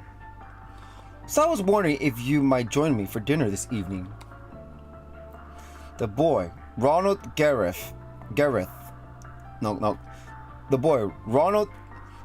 Griffith presented a gentlemanly smile. Ren was very much used to being asked out like this, and never once did she accept. She always made up some excuse to turn them down. Today will be no different. I'm ever so sorry, but I'm afraid I have something urgent to take care of after school today. Some other time, perhaps. That was usually enough to get them to give up, but Ronald was a persistent one. Well, that won't do. I have something very important to discuss with you, and I've already booked us a table at a very fine restaurant so we could discuss in detail. Is there really no way your business can wait? There was something ominous about his smile. Ren couldn't help but be curious what he was thinking. I'm afraid it can't. I'm sorry after you've gone out of your way to prepare ahead of time. Still, I could spare a little time now, so I'd be happy to talk here if that's alright. So, not tonight then. A pity. Ronald's tone read one less of genuine sadness and more irritation that things were not going according to plan. Well aware that he let slip his true feelings on the matter, he quickly composed himself and smiled. Now is better than ever, I suppose. This does concern everyone in the room, so perhaps it's all for the better said here. To this, Ren glanced around the room, noticing that only she, Ronald, and his lackeys were all who remained. Most were likely on their way home, or in their respective clubs. While some would have ordinarily been in the classroom at this hour, she was certain none wanted anything to do with Ronald and his group. He took a step toward her, then began to speak. I'm well aware, Miss Bright, that you have come all the way from distant Liberal to be here. It's not unusual for students to transfer from afar for family reasons. But I hear in your case, you came to Calvert just to learn in these hollowed halls. I cannot help but deeply admire your spirit and thirst for knowledge. pure theater. Oh, wait, what? Pure theatrics. This one. At the same time, I worry about you. Brilliant you may be, but living alone in a far-off land must be a terribly lonely and challenging affair. We all need someone to depend on in our lives, and that would be especially so in your situation. So, if you don't mind me saying so, Miss Bright, I believe you're in need of someone to look after you, to protect you. At last he shut up, giving Ren a chance to respond. She scrutinized him closely. In short, you'd like for me to join in your circle of friends, correct? Ronald's smarmy smile broadened. His father was a senator in the Republic's parliament, meaning he held a significant amount of political power. His son used this to his full advantage ever since joining the academy. Ronald had used his father's name to form a faction of sorts among the students, forcibly building his reputation until he was the leading candidate for student council president in the election stage in half a month's time. His goal, Ren assumed, was to bring the hardest talk of the academy into his faction to further secure his chances of victory. I think you'll find that joining us would help you feel much more secure and at home here. Or perhaps you don't yet appreciate just how much of a difference having someone like me backing you would make on the life of an exchange student. True, she mused inwardly. Being in a group of high social standing would make it easier for her to gather information. If she could leverage his father's connections to build more of her own, that would pay itself the dividends in the days to come. Talk about Cassius Bright. The pompous boy had no way of knowing the actual circumstances that brought her to Aramis, but his proposal was, in fact, very beneficial to her. She returned his smile with a modest one of her own as she answered, "You're kind to think so much of me, but I'm afraid I'll have to decline." Clear, unambiguous rejection. Ronald's lips were still curled into a smile, but he could not hide the twitch in his brow, nor could his lackeys hide their shock. They had, but by all accounts, expected her to answer the opposite. "Are you sure you won't reconsider, Miss Bright? Surely someone as brilliant as yourself can see why accepting my offer would be in your best interests." I fear if you don't now, you may, well, come to regret it. The last words. Wait, I fear if you don't now, you may well come to regret it. The last words were a hair slower and deliberate to intimidate her. Ren, of course, was never going to fall for it. I'll admit, it is a tempting proposal, tempting enough to inspire one to consider helping a certain someone with the student council election. If only that someone weren't you. Damn. What did you just say? The sudden taunt caught him completely off guard, resulting in a flare of irritation escaping him. Ren, for her part, was unruffled by the change. I imagine you don't need me to explain why. But I will, to be sure.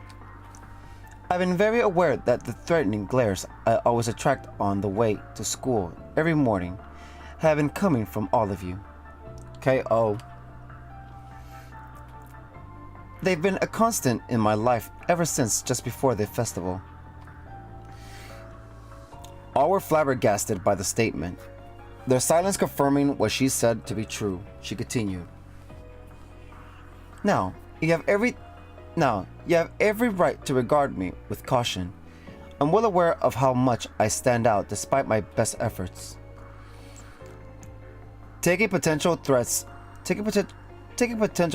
under your own wing is a strategically sound move too. However, that your target was so easily able to see through your scheme shows everyone here just how inept you really are. I have better things to do than assist someone so incompetent and small-minded. Damn! With a shrug and sigh in a somewhat dramatic fashion, Ren stood before Ronald, his shoulders trembling from rage. Good day to you all. Ren gave a courteous nod of acknowledgement before leaving the room, paying no mind to the wide eyes and open slack jaws she left behind. Ren is awesome. So Agate ended up getting pretty beat up from another one of Mom's crazy jobs she threw at him. By this part. We did get some good data out of it, but ouch. Your mom is always so funny. That night in the dormitory, Ren and Tita were engrossed in deep conversation through their laptops. Look at Tita, she's so grown up. Oh, I miss your Tita. But it's always same old. But it's always same old with all of you. I'm surprised there's anything of Agate left with how often you tell me she has him nearly facing death. You two are in a rut. I know something that could spice things up. Maybe try adding a little romance to the mix, like a couple of bright-eyed lovebirds we know.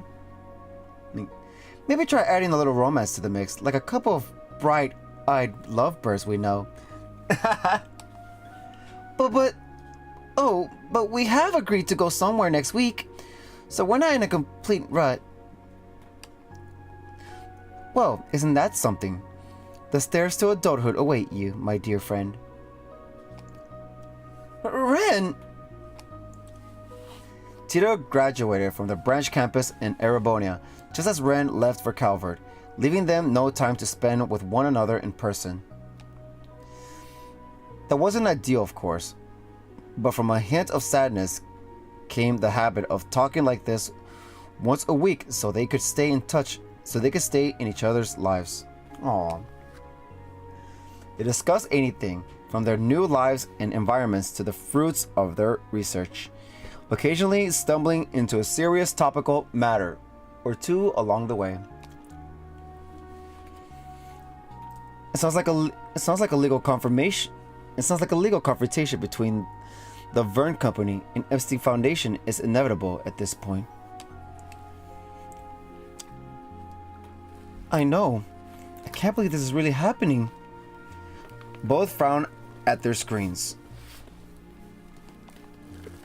A recent development concerning the Calvertian industrial giant Verne Company had become a key source of concern for them of late.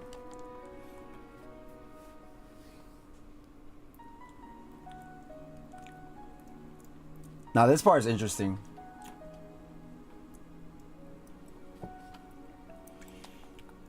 It began soon after Crossbow returned to normalcy after the Supreme Leader's takeover the previous year. Professor Erica Russell approached the Verne Company to propose that they join the West Zemurian Tech Union that she had been hard at work forming. And to no one's surprise, they refused. Now that's interesting. Why? Why? You know, I hope we find out the answer when we play this damn game. Not soon, but somewhere along the way. Anyways, it's no surprise they refused. But before Erica and the rest of the engineers involved could even finish getting ready to go and change Vern's mind, something happened to make the Union the least of anyone's priorities. Damn. Look at Teotot. Professor Russell and Professor Smith and another Professor Russell. The independent development of a new generation of ordnance and their generation's long partner in this subset of technology, the FC Foundation would not be a collaborator.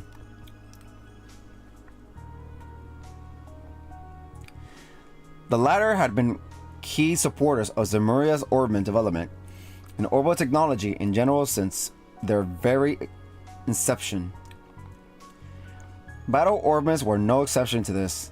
The Foundation had known their way around them since the very first model, drafting the incredible concept that had been used as a base ever since.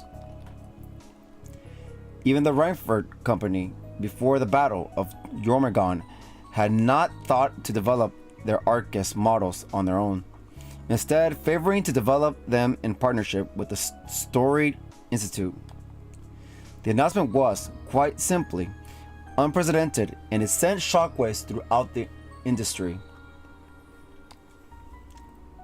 The FC Foundation was also less than pleased about being cast aside in this manner. While there were certainly legal concerns regarding who owned the patent to this technology, the greater concern was their stable position in the industry as a whole was now becoming unstable. Damn. I guess that's wrong with the Vern Industrial Company. They initially responded by attempting to resolve this through peaceful means, but when those attempts proved fruitless, it was reported that they were preparing for what could only be an ugly international legal dispute. Well, damn. I say Vern has the upper hand if this ever makes it to court. Unlike their previous Ramda Ordnance, this 6th generation is designed to set a whole new standard. All of its main features are packed with new tech, with some new features still being kept under wraps. I wonder what those are. What could they be trying to develop that's important enough to ruin the relationship with the Foundation? I wonder. Though I have heard about the government telling the Vern Company to focus more on weapons development. I have too. It sounds like they're planning to significantly revamp the military's weaponry. The official story is that they're planning on slimming the military down, but if they're pairing that with the latest in weapons development, then they're still just as powerful, or maybe more so. As part of the war ceasefire agreement, Erebor was required to downsize their military, bringing it more in line with that of Calvard's.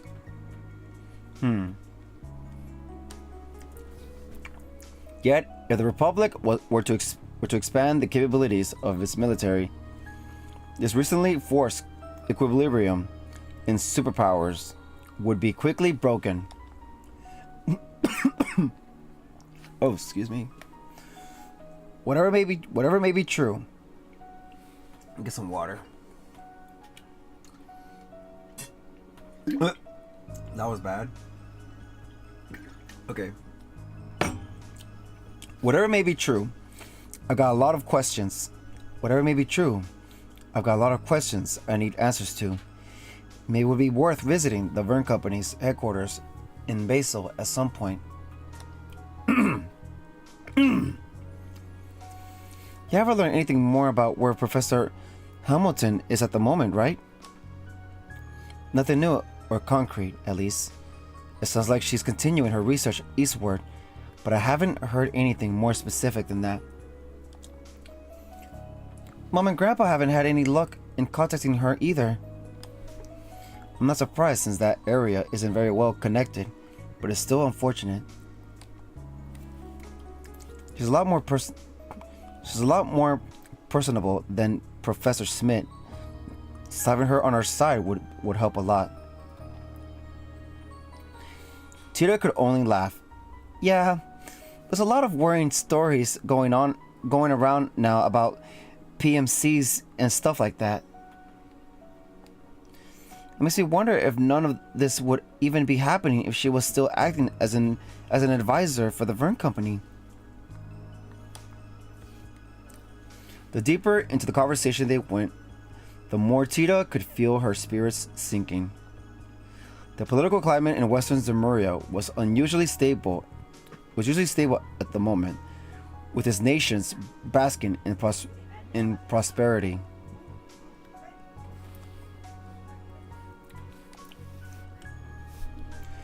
But she could not shake off the feeling that this peace was built over rotting wood, and that it could all come crashing down with but the slightest provocation. That was becoming especially true in the tech world, as it had undergone rapid growth in recent years compared to other fields. So rapid, in fact, that no base could possibly sustain its sudden weight without cracks beginning to form. Try not to dwell too much on the worst case scenario, Tita. This piece might rest on a knife's edge, but there's still plenty we can do to preserve it. That's why I'm here right now. That's also why you're working so hard too. We could find a million problems in the world if we wanted, but pessimism isn't going to make them go away, right? The words filled Tita with the right amount of comfort she needed in that precise moment. Yeah, I guess you're right. Thanks, Ren. Aw, best friends. And there they go. They continued on, losing track of time as they talked well into the night. Before they knew it, the clock had struck 12. Well, it's getting really late, so I should probably be going. I'll talk to you soon, okay? Wait, well, it's getting really late, so I should probably be going. I'll talk to you soon, okay? Alright.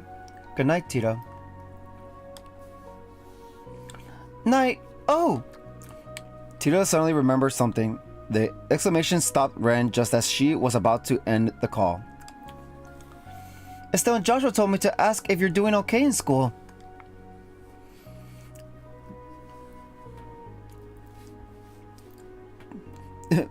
Those two always worry too much. You'd think I wasn't talking to them too.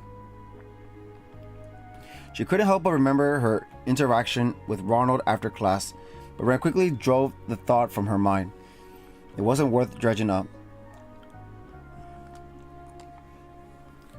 Tell them they can rest easy. Everything is fine. Good. They wanted me to let them know if you were being bullied so they could fly over and help. Wow. I remember that. Best siblings. Ren could only sigh. Honestly, do they think I can't keep myself safe from a few schoolyard bullies?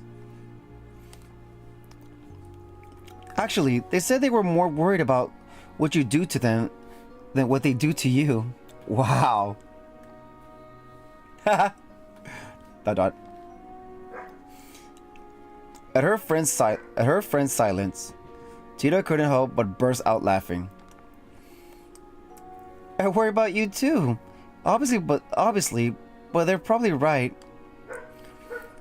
How awful of you. Even if that were to happen to me, I wouldn't do half of what you're imagining. Not anymore, anyway. See, it's saying that kind of thing that makes people worry. I'm a lady now.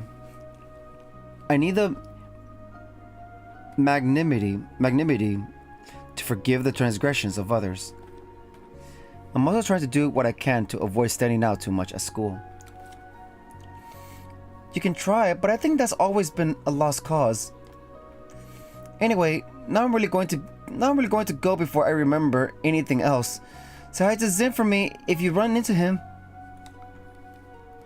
Oh, Zen. I plan to go and see him when everything calms down here. So we'll do. I've been meaning to go and see someone else I've been indebted to in the past too. By the time the two of them had finished talking and ended the call, one day had given way to the next. Best friends. The morning dawned yet another day of school. However, just as she left her classroom in the main building at the start of lunch and went to descend the staircase, she felt someone suddenly draw near from behind her. Reflexively, she dodged out of the way. A female student then entered her field of vision. She had lost her balance, her expression a mix of fear and surprise. She passed through the spot Ren had been moments before, but then her momentum showed no sign of fading. If someone didn't stop her, she was going to start tumbling down the stairs. Ren was quick to grab her and pull her close. She supported the girl's weight with one arm with all the grace of someone taking part in a ballroom dance, saving her from falling. Several students happened to witness the event unfold and could not help but elicit gasps of admiration. Noticing that the girl's eyes were still unfocused, Ren gently addressed her. "Oh, you're alright. You aren't hurt, are you?" Finally realizing the situation she was in, the girl, whose face had become quite red, quickly straightened her posture in a fluster. "Yes, I'm okay. You're in bright for the next class over, aren't you? Thank you so much for helping me." "You're very welcome. But I will have to caution you from losing your composure like that right next to a staircase. Do you have some really urgent business to take care of?" The girl first frowned in response, then paused to think, then answered. "Nothing I could think of. It's weird, but even though it was probably my imagination, it felt like someone had pushed me from behind. Obviously, no one here would do that. So I must have just bumped into someone by accident." "Really?" I wonder if that's ever confirmed. I wonder if I remember if that was confirmed what actually happened. She thanked her rescuer again before disappearing into the distance. The situation had deemed her imagination, however, lingered in Ren's mind. If I hadn't sensed something was amiss, both of us would have fallen down the stairs. We could have been badly hurt. Was it really just a coincidence? Or was it a deliberate action by someone who wants to hurt me? If it was the latter, she didn't have anything to support this theory, but with it came a familiar sensation. The feeling of malicious stares focusing on her from the shadows. She can sense all that. It took surprisingly little time for her suspicions to gain evidence. After finishing gym class the next day, Ren made for the classroom and began preparing for her next lesson. As she did, she immediately noticed something was amiss. All of her textbooks had been glued shut with an excessive amount of adhesive. Try as she did to open them, it was a lost cause to get to even a single page. It was an obvious attempt to harass her. The culprits behind the act were equally obvious. Not far from where Ren was sitting,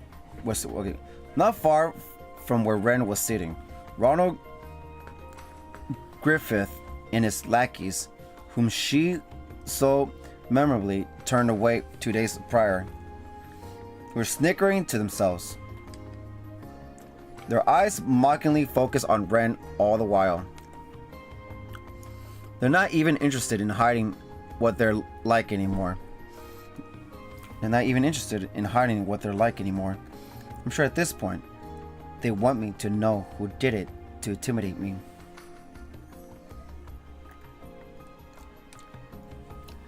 This latest development also confirmed in her mind that they were responsible for trying to push her down the stairs the day before. This part pisses me off, man. What a pitiful sight they were, because she was refused to join their group. Her existence was, in their eyes, now nothing more than a hindrance to Ronald's campaign for student council president.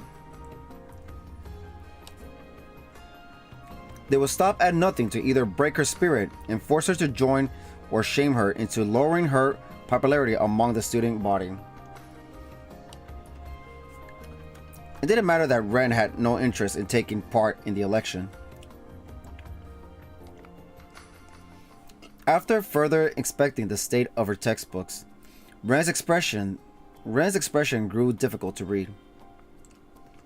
I think I can make them usable again, but not in what little time I have left before class. The bell soon chimed to signal the start of her lesson. Ren left her textbook out on top of her desk, making no effort to open them throughout. Her instructor was, of course, less than pleased about this perceived slight against them, picking her to answer a question as an attempt to chide her poor behavior. Miss Bright, please read the next paragraph out loud for us.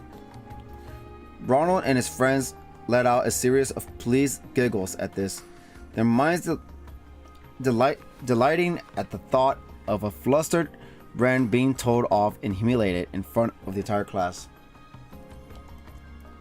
But what transpired in reality played out very differently from their fantasies. Hell yeah! Without missing a beat, Ren did exactly as she was told, reciting the selected paragraph she had been asked to read word for word.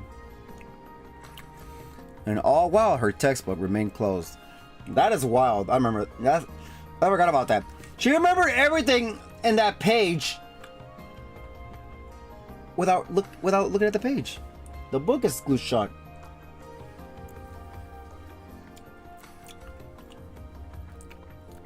Okay. That's wild. Did you mesmerize the entire book? Even the instructor could not hide their surprise. But of course, as a student of Aramis Academy, I would never dare to compromise in preparing for my lessons.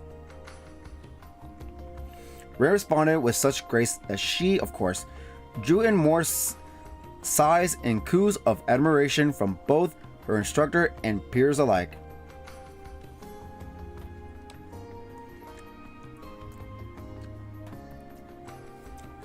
It was only Ronald and his posse who groaned with sullen expressions.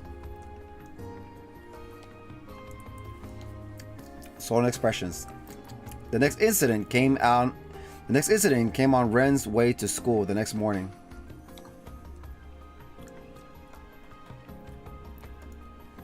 She entered the school gates with a horde of other students and was just about to step into the building when she noticed a foul smell coming from above her. She looked upward, noticing a portion of fencing surrounding the building's rooftop was falling directly above her. Other students noticed at the same time, letting out screams of horror, worries they could do nothing about it. I could get out of the way easily if I wanted to, but the fence was over 2 arcs in length. She could escape unharmed, but the other students around her would likely not. That was a risk she was unwilling to take. Grasping the bottle of Orban hidden in her bag, she cried out, "Airstrike!" A sphere of wind formed in response to her incantation, flying upward at high speed. She carefully controlled its power so that instead of sending the fence flying, it simply cancelled out its momentum instead, allowing her to hop and catch it with ease. There was no accident. The smell makes it obvious. It was a distinct scent of liquid extracted from a certain plant monster. One of its properties was to imitate the natural corrosion of metal, resulting in its application in certain solvents. This made the fence falling a deliberate action the perpetrator had been trying to disguise as an accident, and with Bran having been the target of several malicious acts, already the culprit was clear. Again, she could feel the presence of those familiar hateful stares pouring into her from the shadows. But again as well, they were not the only ones with eyes on her. Whoa! That was awesome! Did you see that? Is there anything she can't do? Bran's quiet meditation was disrupted by a multitude of cheers and applause from all around her. As if she were a performer just about to leave the stage, she gave an elegant bow in response. Let's go. This would not be the last time she endured harassment from Ronald's group. But each and every time they thought they bested her, she would handle herself with exemplary skill, their efforts only serving to make her more popular. Their efforts only serving to make her more popular. The state of affairs continued to several more days before, seemingly out of patience, Ronald summoned Bran behind the school building after lessons were over for the day. He stood oppressively before her, his lackeys behind him. With the composure he attempted to feign before now replaced by plain vile anger. Jealous motherfucker.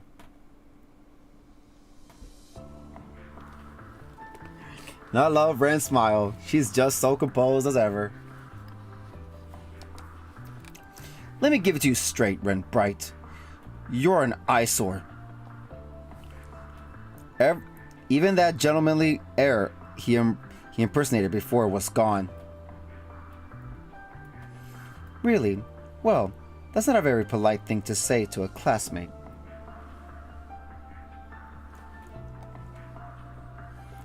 Don't try to act cute and innocent.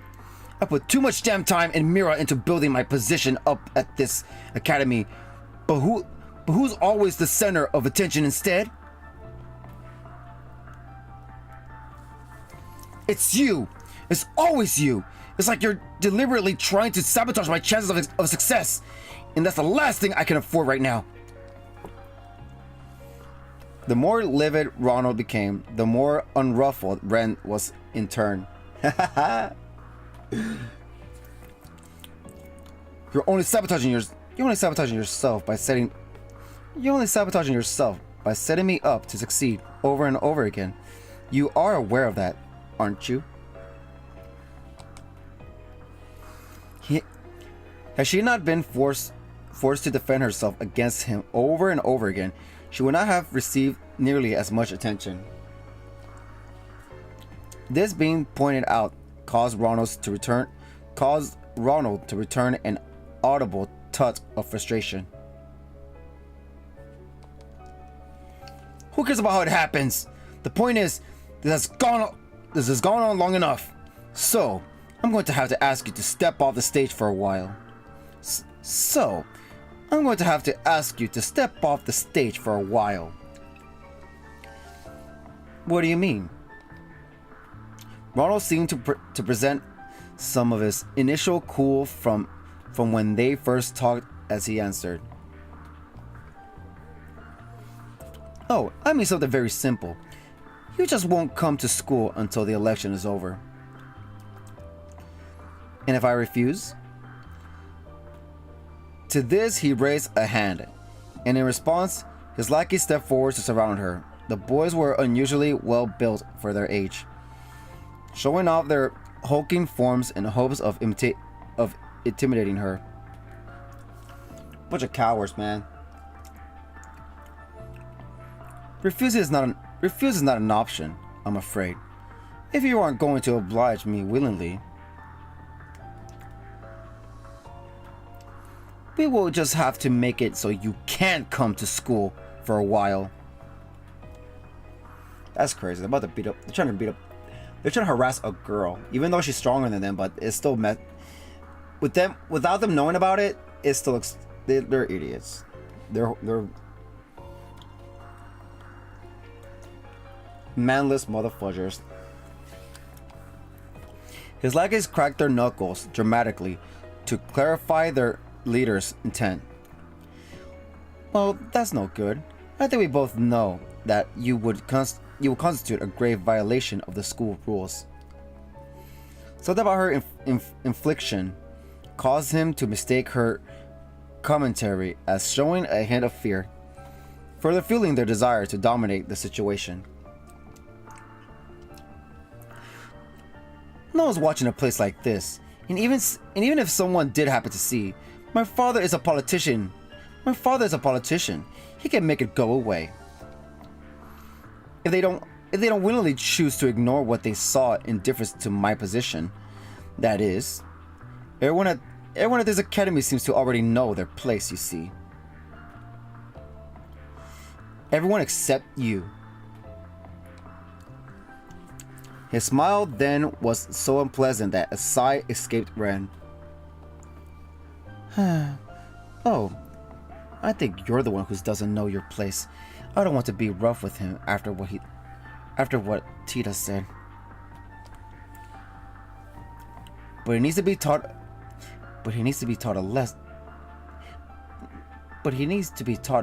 a good hard lesson. Ronald continued on, obliviously to what was running through his apparent victim's mind.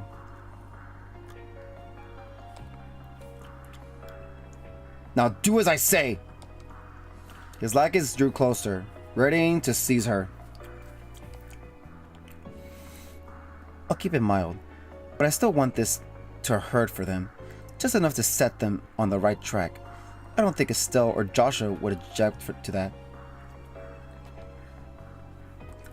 But just as she was about to act, "Stop this at once!"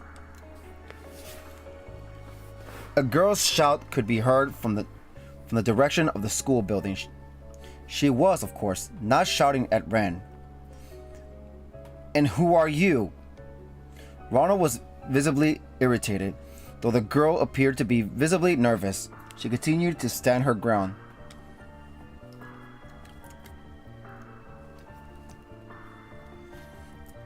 Aww. Now that girl, this girl right here, I mean, the black ribbon on the side from the cover box, I can tell she's on the cover box. I know who it is. We wanna know who it is? We'll find out later. But I know she's blonde. But anyways, here we go. I didn't mean to listen in, but I couldn't help but overhear what was happening here. You can't go through with this. What are you doing? What you're doing is wrong. The girl stepped forward till she was directly in front of Ren to protect her from her schoolyard bullies. As she did so, the light revealed sleek, dazzling blonde hair that shimmered much like the sunshine above. Ren recognized her to be a first-year student who lived in the dormitory next to her own. They weren't close to one another, at most. They only exchanged polite greetings with one another as they passed each other in the hall. She always seemed like a quiet, polite young woman with a good upbringing. However, not the type whose eyes would glow with resolve as she put her well-being on the line for someone else. For someone else's. Ren was surprised by this, as was Ronald, though he was less than impressed. He never fathomed that another student would dare to resist him. One thing he did sense was that her resistance was little more than a brave front. With excitement at the thought of stripping that front bare, he grew a sadistic smile and addressed her. Is it now? Well, how fortunate for me that I have you to show me the error of my ways. Reckon wait. You're a first year, I assume. I'm going to need to give you a lesson in just how right and wrong works in our society. Upon his signal, his lackeys shifted to surround their new target over Ren. Little bitches. She began to tremble as danger closed in on her, but still, she did not move. Don't you dare! Don't you dare! This time, it was Ren who spoke up. I'll give you what you want, so don't you dare touch her! But... You sure about that? She wasn't planning on that response, but Ronald was more than happy to have his win in any form. I'll stay away from school for a while. That's what you want, right? But then you...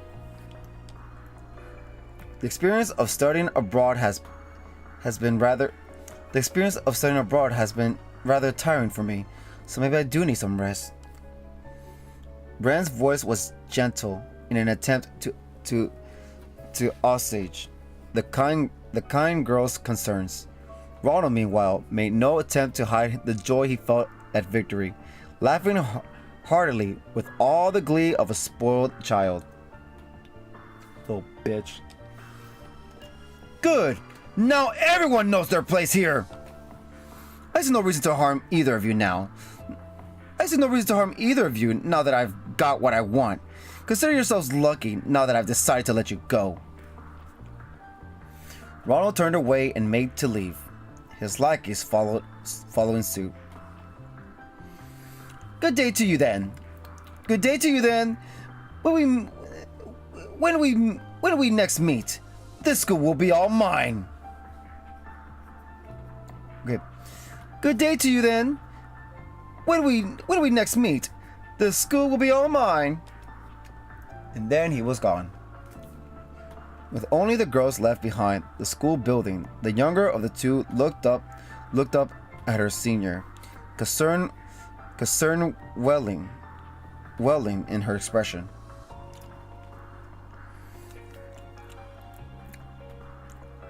I really am alright.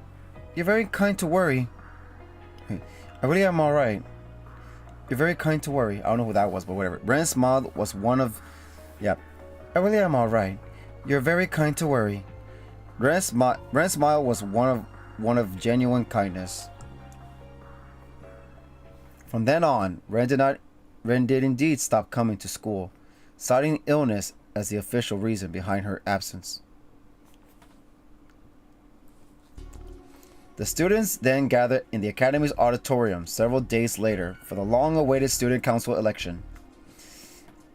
Aramis Academy, as a whole, placed great importance on the autonomy of its students. And as such, the Student Council exercised an unusual amount of power. It also weighed upon them it also weighed upon them a massive amount of responsibility, such as being the sole planner for the Academy's festival, a symbol and celebration of spring in the capital. This, however, also led to the position being a major status symbol even long after graduation. All of this was why a large number of students put their names forward to become the student council president every year.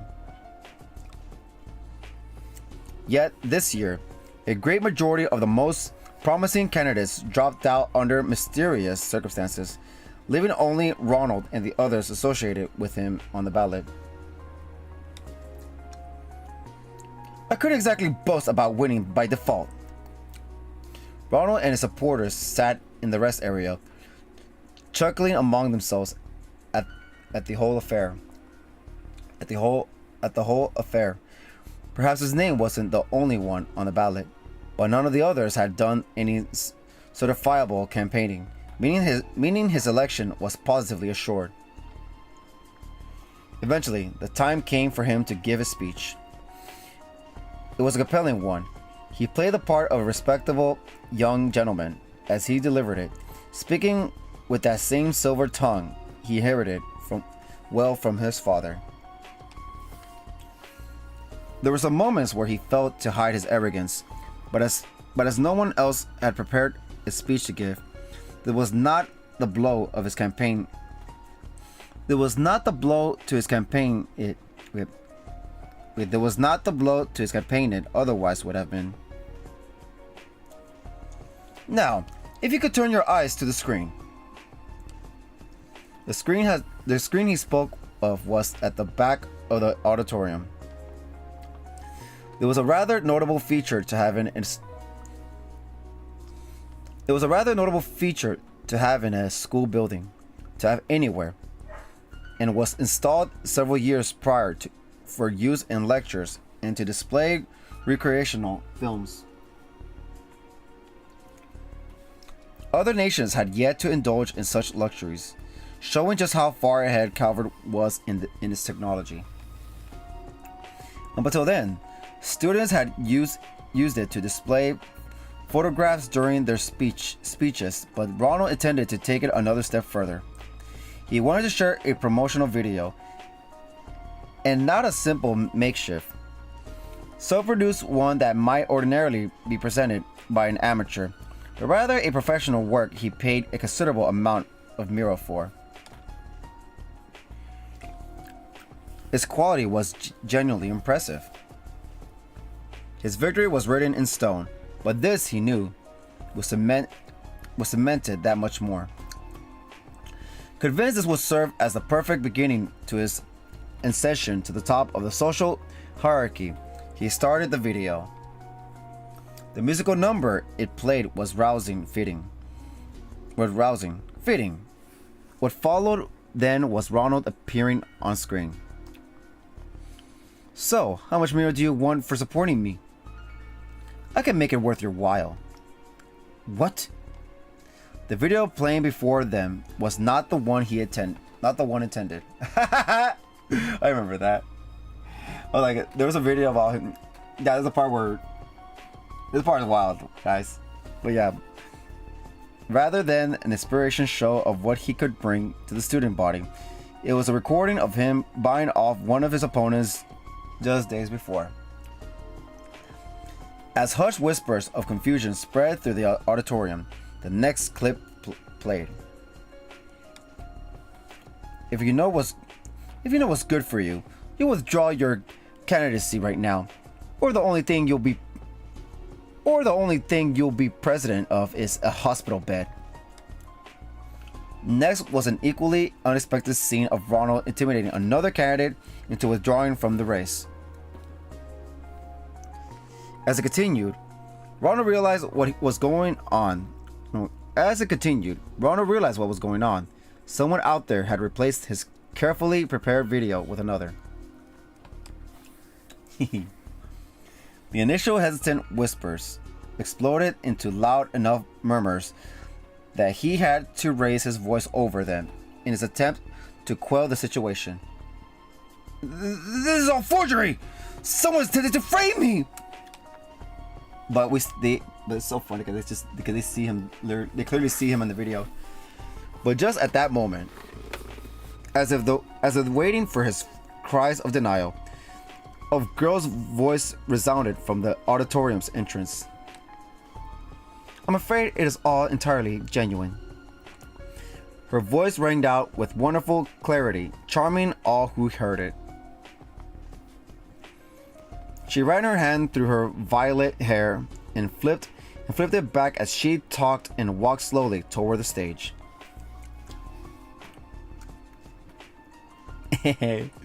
You are bullshit.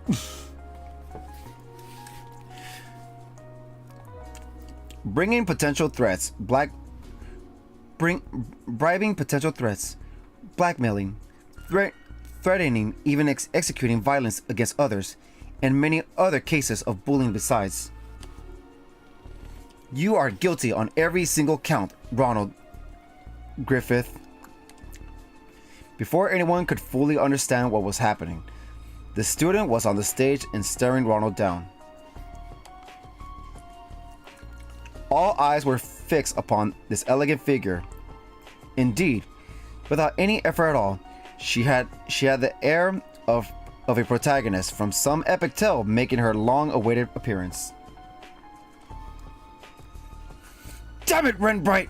Must you insist on getting in my way at every turn? He growled through a sheet of sheer anger.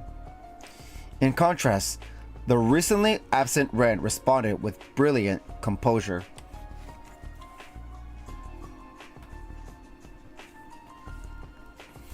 You are the one getting in the way of the fair running of this important election. Your countless crimes have made a mockery of the whole process.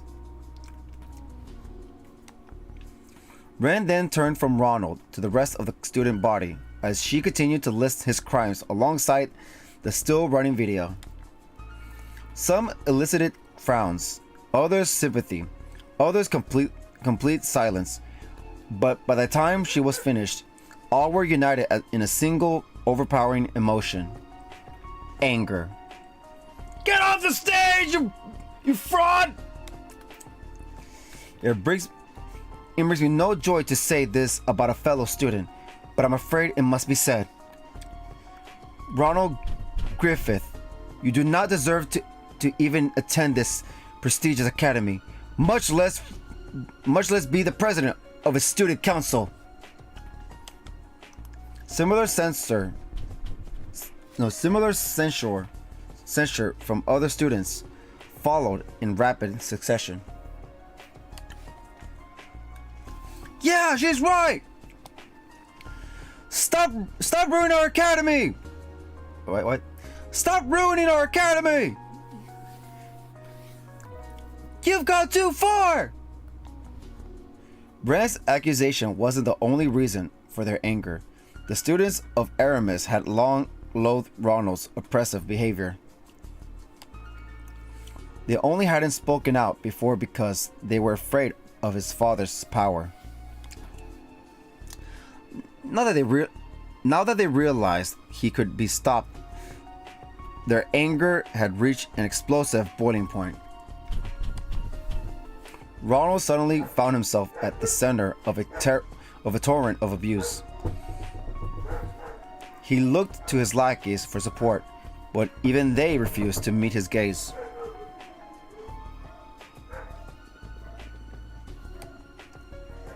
It then dawned on him just how fragile give me one sec, guys. Give me one sec.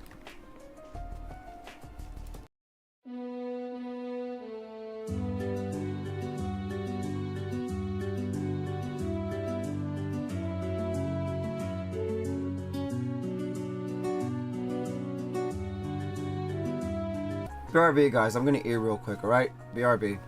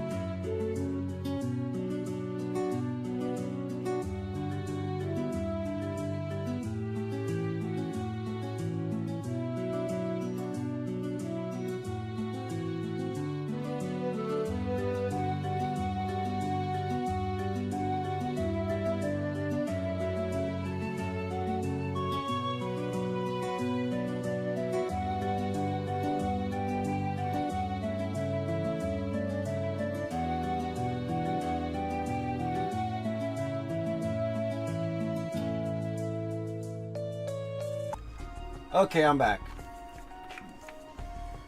I didn't want to stop in the middle of this. At least I want to BRB before going to the other one, but whatever. It's what it is. Anyways.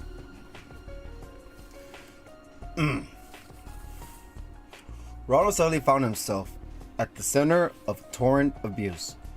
He looked to his lackeys for support, but even they refused to meet his gaze. It then dawned on him just how fragile all he thought he built was.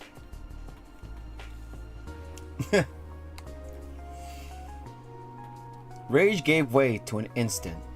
Deep despair and casting a glare of pure hatred toward Ren, Ronald hurriedly sprinted out of the auditorium.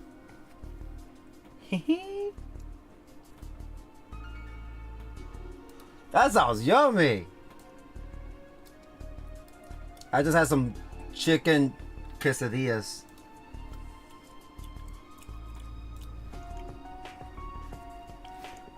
Now you can have some while you're enjoying this. But yeah, rage gave way to an instant. Deep despair and casting a glare of pure hatred toward Ren, Ronald hurriedly sprinted out of the auditorium. Hi, little bitch. Only when he was completely out of sight did the air erupt with cheers of joy.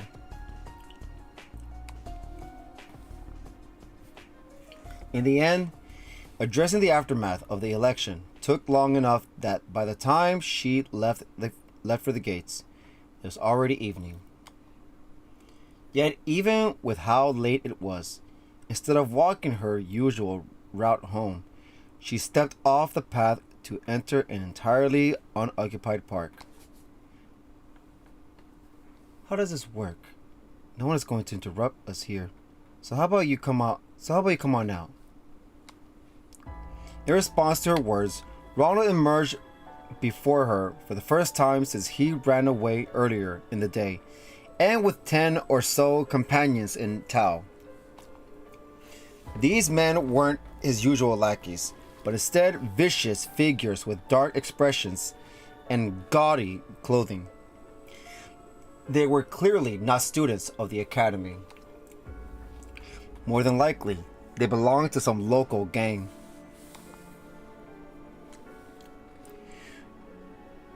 You don't keep very good company outside of the school now, do you? With how they're dressed up, I assume you must be off to a party or something? I'm going to wipe that smug smirk right off that face of... Okay. I'm going to wipe that smug smirk right off that face for good, Ren Bright. My dazzling future in politics was guaranteed, but now you've gone and ruined everything. What am I supposed to say to my father now? That's your problem, not mine. Or are you so small a man that you can't own up to the consequences of your own mistakes?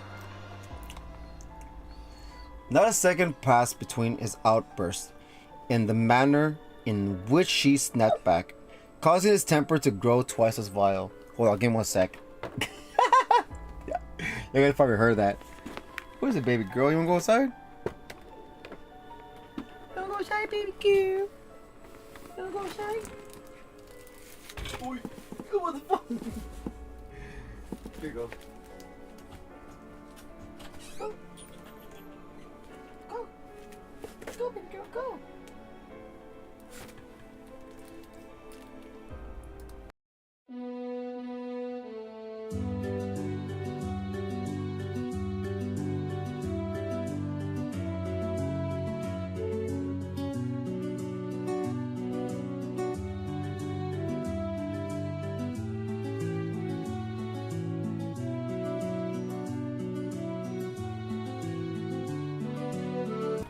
Okay, I'm back.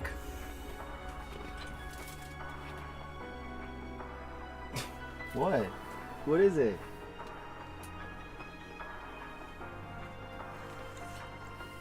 It's a big old puppy in this room right now. She's just being a little shit right now. No, she's not really a little shit, but I don't know. Oh, what's funny about her right now is that if I stare at the screen, she starts barking. See?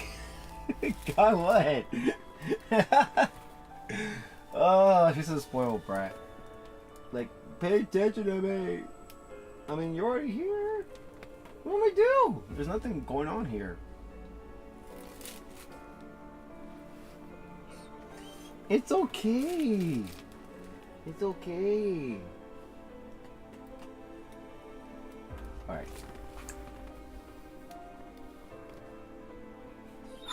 Oh my god. Yeah. You guys can hear her crying. What? It's okay. It's okay. Alright.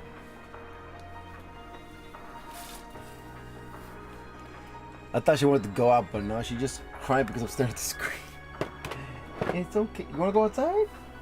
You wanna go out? You wanna go out?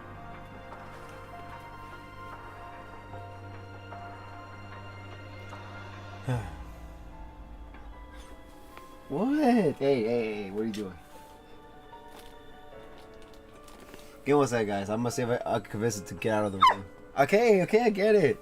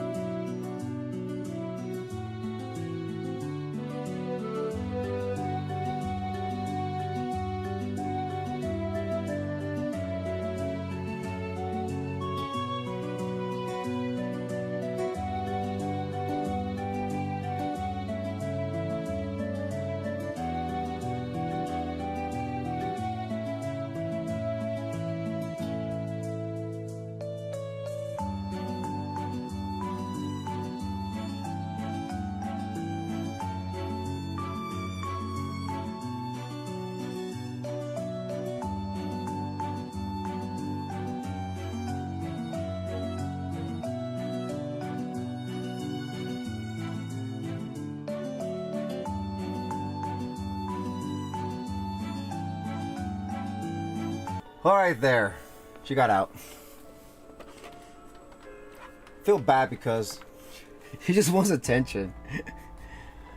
And her being in my room, I don't mind her being in my room, but she keeps barking every time I look at the screen. So she's like, no! Don't look at the screen! Look at... Pay attention to me! But I am. She was just laying there. Resting. Alright, anyways.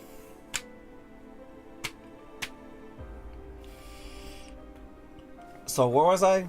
Oh yeah. That's your problem, not mine.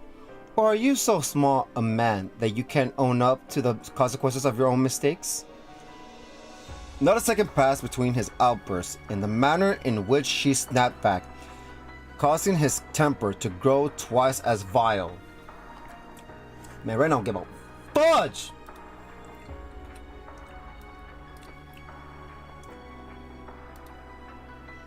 Here we go. That's it! That's it! I don't care what it takes! You are going to pay for thinking you could cross me and get away with it! Have at her! There won't be any consequences for going too far! My father will see to that! The man sprung into motion upon Ronald's signal. But what followed made them doubt their eyes. KO! And there goes Red with her beautiful sight. And that, my friend, is the Angel of Slaughter. Ronald could not understand what just unfolded before him. His eyes relayed the information well enough, but his mind rejected it completely. The second after he ordered his new lackeys to attack, Ren had produced a monstrosity sized black and gold scythe from thin air. This in itself was beyond comprehension, but it wasn't the last thing to be so. The scene was like a cat toying with a powerless cornered mouse, except in this shocking case, Ren was the cat and his men were the mice. Ooh. They surrounded her at first, and yet all it took was a single swing of her conjured weapon to cause most of them to collapse to the ground. In less than 10 seconds, their confidence had crumbled with their bodies. So she killed them or just attacked them? The mice made to scurry as fast as they could, but the cat gleefully gave chase. There were even moments where she let a few think they had gotten away, only for her to immediately close the gap between them. Wow. It was only after she was bored that she would knock them unconscious like the rest. Then she would seek delight in her next hunt. Like heavy sacks of potatoes, the men fell one by one, until only Ren and Ronald were left. This can't be happening. The young man was still struggling to come to terms with what he just witnessed as Ren stretched her limbs like a bored child, still gearing up to play. Amateurs, every last one of them. I thought I could at least have a little fun. Oh, but don't you worry. I didn't actually slaughter them. She turned her gaze from the spectacle of her own creation to Ronald. Look how beautiful she looks. Look at her! Oh my god! That just shows that Ren does not F around. That's something you do not want to make enemies with. Would you be open to giving me a little more entertainment, perhaps, Ronald? Wait. Would you be open to giving me a little more entertainment, perhaps, Ronald? Ronald twitched in fear at the mention of his name. In this moment, she was now nothing more than a beast in human skin.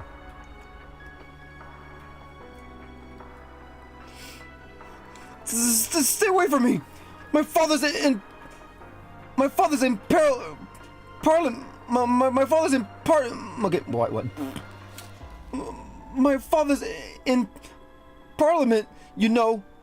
Try anything on me, and you'll regret it. Her response was an expression of pure pity before tossing what appeared to be a magazine at his feet.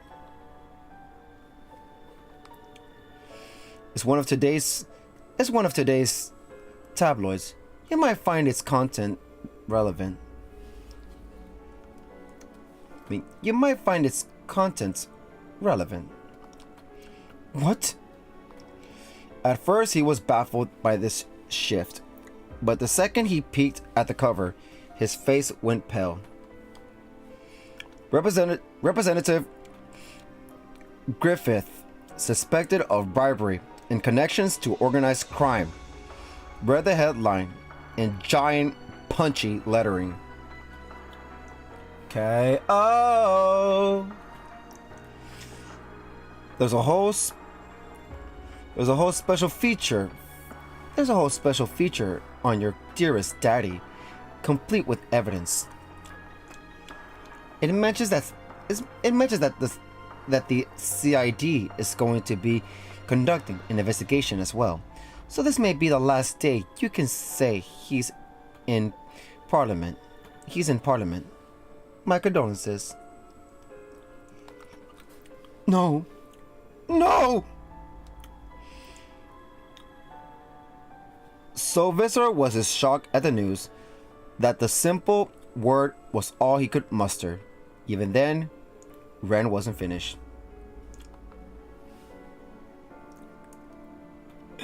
Man, look at this art. Can't get enough of this. So now that he's been removed from the equation, I'll ask again. Would you be open to giving me a little more entertainment? Yeah, you're nothing now. She edged closer and closer, scythe in hand, in a sadistic smile lacing her lips. Ronald tried to retreat in fear before tripping over a rock and falling hopelessly on his backside. All he could do was watch her as though she were the Grim Reaper, tears and snot streaming down his face. Be a doll and play with me. Then you understand why they used to call me the Angel of Slaughter.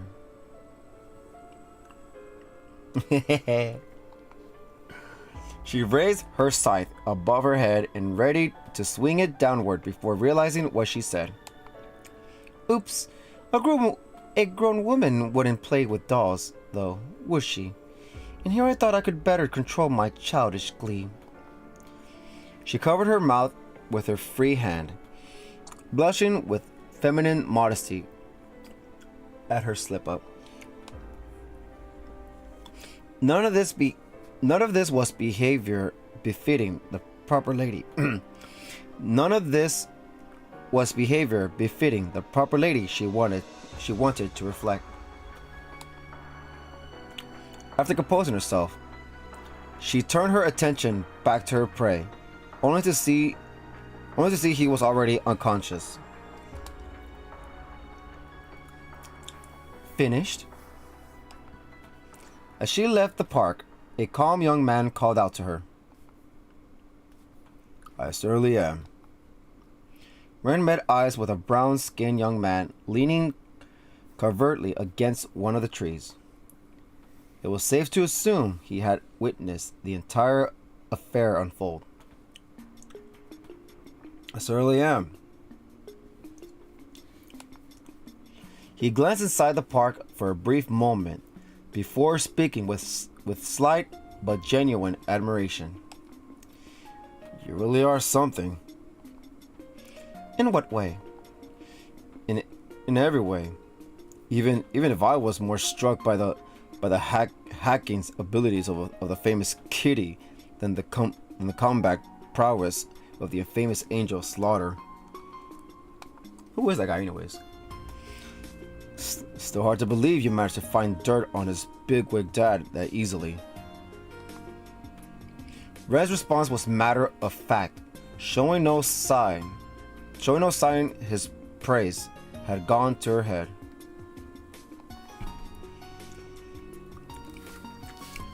Most people just aren't as cautious about cybersecurity as they ought to be. Understandable with how new most are to it.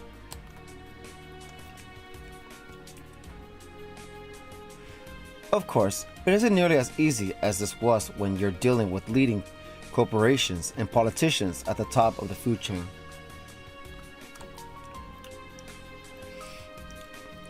You made it sound like you've tried before. Maybe I have. Maybe I have. Ren's smile was both cryptic and darling.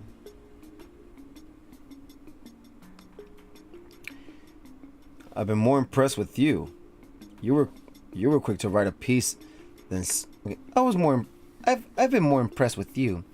You were quick to write a piece that's scathing while also finding me exactly the proof I needed. Oh, that's a reporter. I wondered who that guy was, but like, oh, it's a reporter. I'm glad Grace introduced us. I'm glad Grace introduced us. Just doing my job. The man's name was Dingo, and he was a professional reporter for a tabloid. He was extremely capable at his job, very well connected, and held a reputation for never shying away from danger. After being introduced to one another by Grace Lynn, he and Ren made a deal with one another just a few days prior. The terms were simple. Dingo would provide Ren with proof of Ronald's misdemeanors, and Ren would use her hacking abilities to provide evidence of his father's crimes. Both were now reaping the rewards of the other's success. Though I'll admit that I did get some help from a friend. He was none too pleased about being asked to look into a scummy politician's equally scummy son, but he pulled through. I don't know who's talking to that. Though I'll admit that I did get some help from a friend.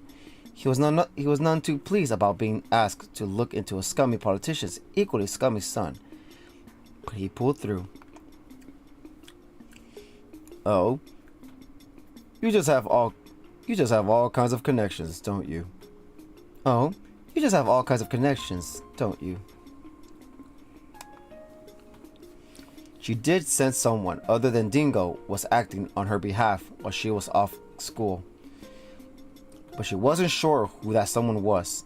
This curious sensation regarding their identity remained as she continued the conversation.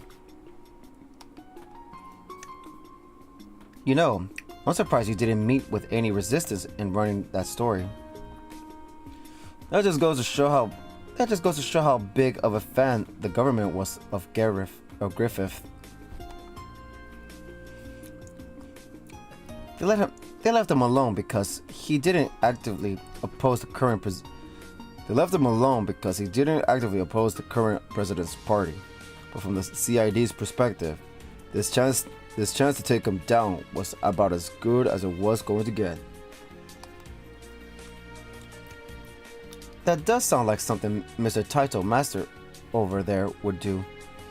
I can't say I like the feeling of being used by her, but oh well. Dingo then made a curious observation. I have to wonder why you went to such lengths to get rid of us. I have to wonder why you went to such lengths to get rid of a small fry like him. He really bother you that much? Ren glanced briefly at Ronald, still collapsed on the ground of the park, before shrugging her shoulders dismissively. Not in the least. I didn't intend for this to go as far as it did either.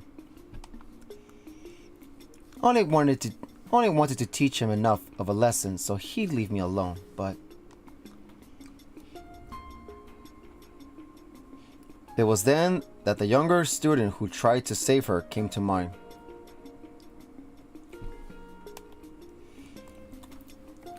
I think the students deserve a much better student council president than him.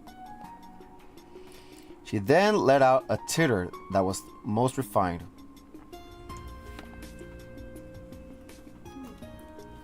As Ren expected, the allegations led Ronald's father to resign from Parliament, while he resigned from Aramis Academy.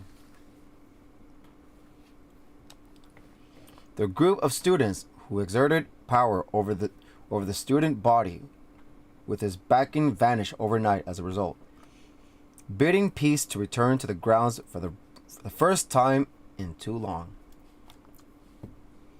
One thing, however, came about from this that Ren had not expected in the least. Here are the documents relating to the next month's budget.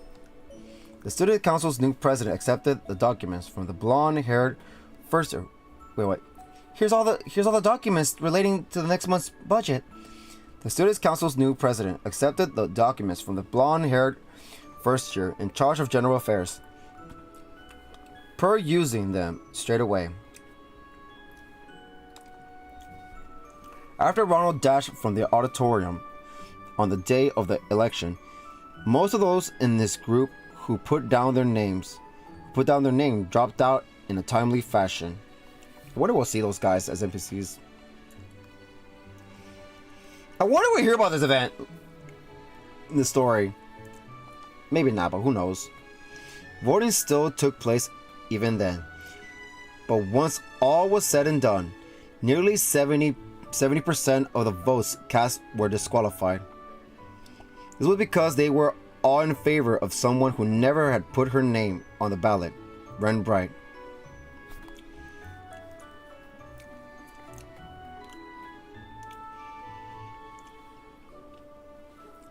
Aramis Academy was known for how little its staff interfered with the many liberties it gave its students, but this time, the staff was clearly concerned that dissatisfaction with Ronald was going to present dire problems in the future. The teachers then chose to directly negotiate with Ren, and in the face of such fervent demand, she reluctantly accepted the position of student council president. Hooray! None of her duties posed a challenge to her, but by accepting it, she had completely and utterly failed her initial goal of avoiding attention. I wonder if this is how the Thor's Branch campus first student council president felt when he was elected. Even I couldn't believe it when Tita told me. Alright, it is what it is. I suppose Alright, it is what it is, I suppose. I'll just have to make use of this as best I can. And there she is.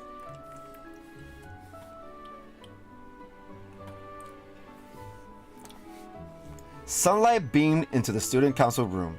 The blonde-haired girl and two of her friends struggled with a new workload they were adjusting to.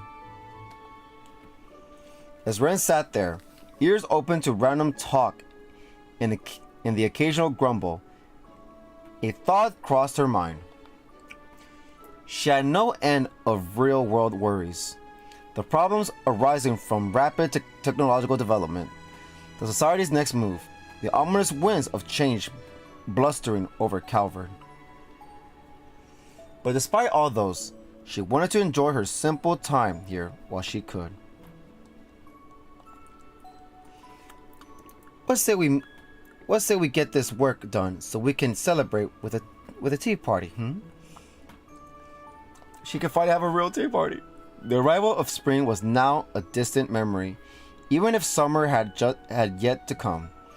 There was nothing particularly spectacular about this time. It was just another ordinary, beautifully bright afternoon. Get it? Bright afternoon. Bright. An unconventional student. The end. Alright. Now that one. Red's back! Let's go! I was so excited when I saw that for the first time. Like, oh my god, Red's gonna come back! And there you are. And like I said, that blonde girl, she seems... I think it's that one girl on the cover. What was her name again? I think the character's name is, and she has a plushie too, along with our main hero. It's, I think it's Agnes, right? Agnes? Yeah. Van and Agnes. So, that was crazy. I wonder where Van's at. Is he going to be a student here? Maybe. I don't know. Will he be a new student? Will it be a school thing again? I mean, I don't mind that, but kind of repetitive if you ask me, but it is what it is. Maybe. I mean, who knows? But who knows? I might be wrong or I might be right. We'll see. But I don't mind doing school things again. It's kind of cool. But yeah. And, yeah, so it seems like there's a news reporter guy. That guy we just saw, Dingo. So I can't wait to see what that's going to be about. Like, is he going to help us with a lot of things or something? Maybe. And I wonder, we're going to see these guys again? That, Gareth, or he's just gone? Because he knows his future's effed up. Your dad has dropped from power. He's no more. He's not in power anymore. And... yeah, well, you never know. And I hope, like, I hope NPCs mention about it in the game. Because that'd be wild if everyone just moved on from it. Like, well, we'll see. I'm curious. But I can't wait to see Ren in all her intelligent, elegant self. Ren, the student council president. And The Angel of Slaughter. Enforcer number 15. Former. But here we go. Alright. Forward. Sword in hand. The last one.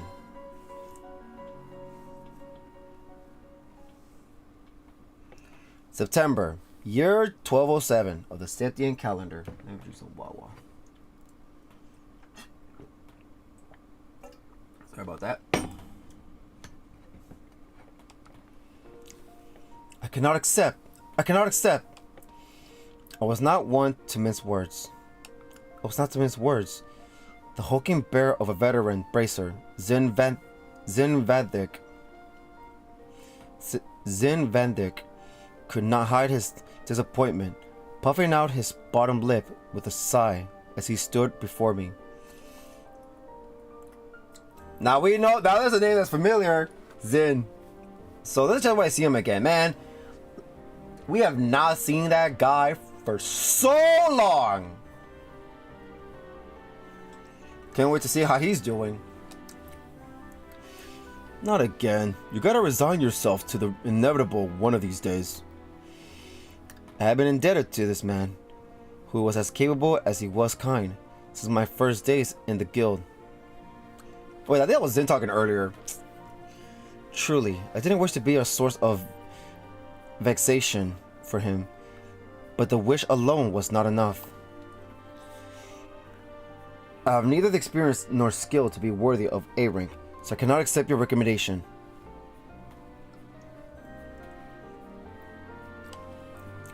Bracers are assigned ranks based on their strength and achievements, with A rank being the highest, on paper at least. Its members are the very face of its beloved organization, and as such, ranks are a metaphorical badge of honor to be worn with pride. So how had I received multiple recommendations for the most prestigious rank in 6 months?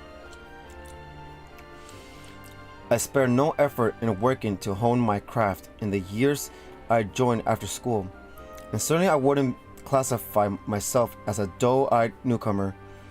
But to have my name among the greats of the guild? Absolutely not! But after turning down my first recommendation, a second one had come from the guild's headquarters in Lemon. If you ask me, you got both in spades. There's something else making you lead toward a no? Zin's awkward smile told me he had been pressured by headquarters to persuade me. I folded my arms. Setting aside whether you're overestimating me or not, which I believe you are, I would very much like to not stand out any more than I already do.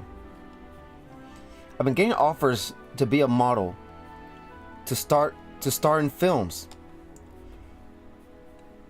It's been frankly exhausting forcing them to give up. Now, what do you think would happen if I were to accept a promotion? I'll be neck deep in the same mess all over again. Okay, that makes sense. But sorry, you're 1-2 punch in the beauty and bras department. Trying to lay low's a lost cause. With the kind of fans you're getting, maybe you should consider the silver screen after all. Who knows? You might walk away with an award from the film festival. Who knows? You might walk away with an award from the film festival. Sin's laugh was hearty in contrast to my unamused frown. Much as I respect him, he could do with showing a little more decorum. That's not funny. I understand being in the public eye to some extent is inevitable, and I've accepted it. But I'm a bracer, not an entertainer. I wasn't trying to be funny though. You gotta find a way to let off some steam, or you're gonna break when we need you put together the most. Happens to the workaholics like you more often than you think. I didn't think I was pushing myself as much as he implied, but I also couldn't deny there was a nugget of truth to what he said. We were getting off topic. Just why is headquarters so desperate for me to become an A-rank bracer? I can't see the logic behind it. Well, you see, starting with what you know, the reparations from Erebonia have beefed up our economy this year. So all kinds of new investments are pouring in from across the continent. Now, I'm no economist, but people go where the money is at, and where people go, conflict follows. That's just how it is.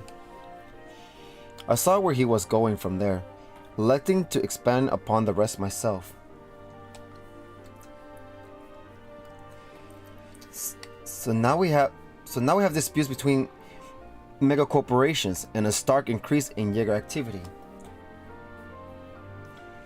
These are in addition to the known growth of private military companies and increased tensions between mafias. You got it. You think it's bad now? It's only gonna get worse from here. That's why Lemon wants to up security here while promoting our rising star, you. They see it as good PR for the guild and a deterrent to any potential threats that are thinking about stepping out of line. Perhaps I was more vaguely aware of their goal in using me than I wanted to admit. This didn't make hearing the answer any more satisfying. If they have you asking me to play my part, then surely they have asked you to play your part already.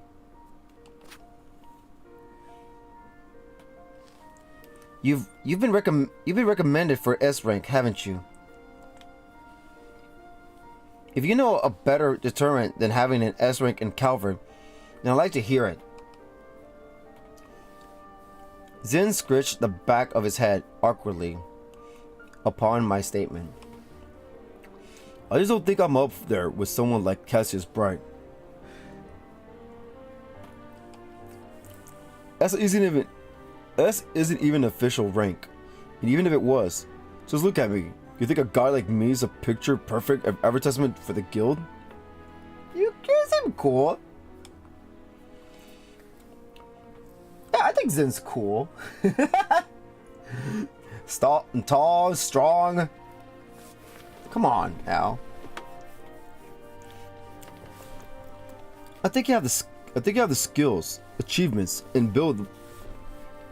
I think you have the skills, achievements, and build to be one. Yes. A curt, quick response. All right, point made. I can't force you to take the recommendation, and I'm not about to be a hypocrite. Just let me know if you change your mind, okay? With that, the conversation came to an end, and the guild's bracers gathered to begin our routine meeting of delegating open requests. This is how I preferred things. It was better to stay like this. Alright. There was a point when I wanted to be something more. I can no longer remember when that was. Sometime during my childhood it happened, I'm sure. Sometime during my childhood it happened, I'm sure. I just recall realizing how small the world truly was. So I prayed and longed to become someone I was not. It was around high school when I thought I became that someone. Those years were unforgettable. I'll never forget the unexpected reunion that was had there, nor the priceless treasure I had gained. I truly thought I'd gotten closer to who I wanted to be. But in the end, it was just wishful thinking. My hand, once held, was now empty. And I was still a newbie. I was still a nobody. But I refused to stand still. I grew unrelenting in following the new path I chose for myself, ignoring my family's objections. Good for you, whoever you are. My motivations had changed, however. I no longer possessed that girlhood desire of becoming something more. of becoming someone. I just needed to keep moving. However aimless that movement was. Alright. Well, aren't we looking gorgeous today? With a whimsical wink, a familiar bartender welcomed me to his establishment. He was a tall, affable man who lived by his own rules and never hesitated to lend a helping hand to others. He reminded me much of the Crossbow City branch's receptionist from the few times I visited for work. The place was nearly empty today. I sat down on the counter seat farthest from the door as he approached. The usual, sweetheart? I stopped by here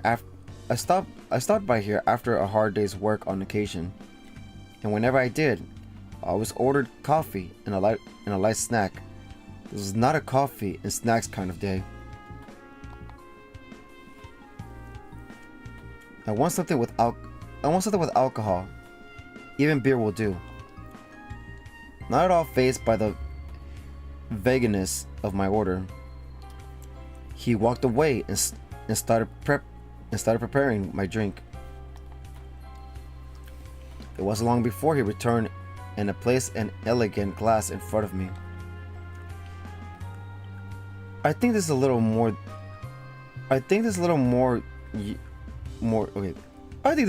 you than a beer. It was a beautiful cocktail composed of two colors, a clear blue like that of a priceless sapphire and a calming jade. No doubt he could tell how disquiet my heart was and was trying to soothe it in his own way. I thanked him inwardly before daring to approach my other reasons for coming. Sorry about that. Was that going off the whole time? If so, well then, damn it.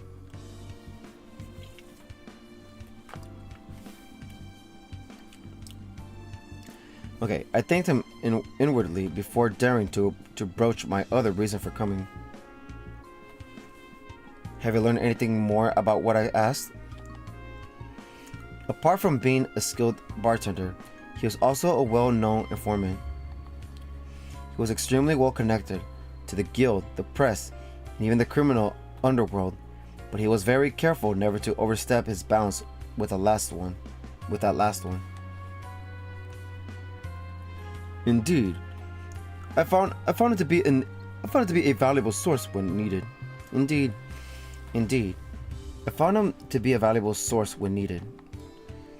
I wish I could say yes, but not even Dingo has any promising leads. Still, I think you've got your eyes on the right district. It's only a matter of time before they get smoked out. I see. So the guild's investigation turned up nothing. I was hoping he would better point me in the right direction, but it seemed this was going to be a lot harder than I hoped for. Things will work out. Just pace yourself and keep at it a little bit at a time. That also applies to that cocktail. It's a strong one, so don't drink it all at once. I tilted the glass delicately between my fingers as he stepped away, my mind continuing to wade through the case I was following.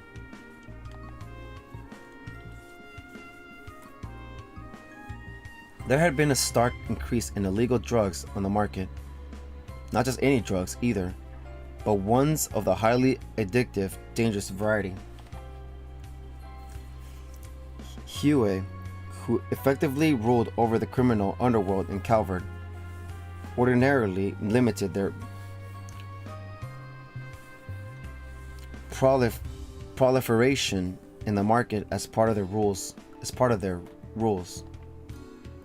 Limiting the number of drugs was, of course, far more the ideal elimination of them, but none could deny that the syndicate's action had brought some semblance of order to where chaos often reigned supreme. Yet the past few years had seen a worrying number of criminal groups rebelling against these carefully curated rules. One of these groups was surely behind the change in the market.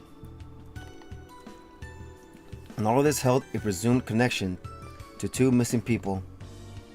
The guild and police had been tasked with searching for two children below the age of 10, a boy and his younger sister.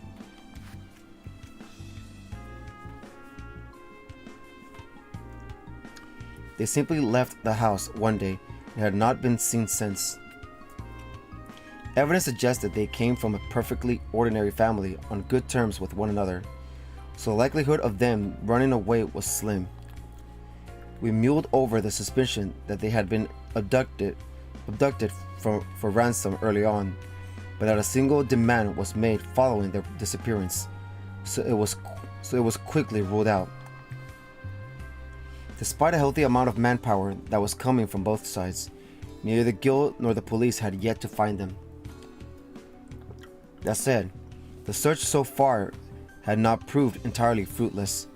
Their last known location was fortunately established, and it was, unfortunately, a popular site for illicit drug trade. The working theory from there became that the siblings witnessed a transaction and were held captive by the criminal parties involved as a result.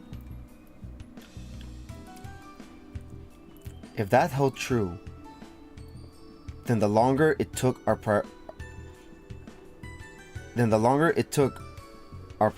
parties to find them, the greater the danger their lives were in. The abductors wouldn't do anything right away. Murder was sure to leave trace evidence behind, but it was only a matter of time before they resorted to that or trafficking abroad to be rid of them. With each passing second, the odds of the children being returned unharmed were dropping to zero. At the same time, all of this was pure speculation on our part based on a single established location.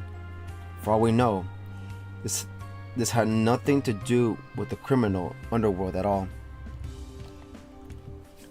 The potential dangers thrown around made inaction an agonizing task, but if there was no evidence to go on, action was impossible. We could forcibly arrest any suspicious people on sight and make them talk should we wish it, but that would be a direct violation of the Guild's code and its founding principles.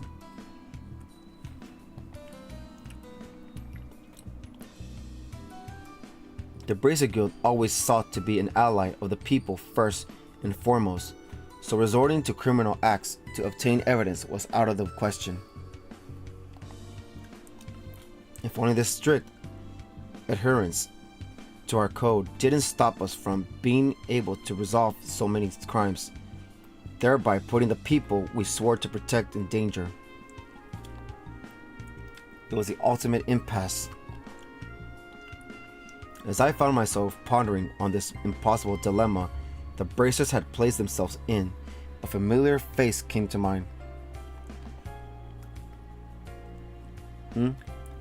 He was a childhood friend with blue-tinged, unkempt hair.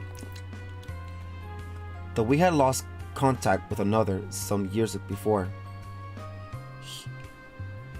he one day returned to the city as suddenly as he had left it. Is that Van? Soon after starting up a peculiar profession that skirted the line of legality to a dangerous degree. The kind of profession that could easily involve himself in the affairs of many an unscrupulous individual, or so I believed. I think it was Van, I remember. Just what did that idiot think he was doing? He walked out of my life without warning and walked back in much the same. I spent so much time searching for him. I know our reunion would be an awkward one based on how we parted. But for him to return after all that waiting, all that searching, and dive into some questionable enterprise so different from my own was almost too much to bear. It gave rise to many concerns as a bracer, and many more concerns as a friend. And the one that bothered me the most was,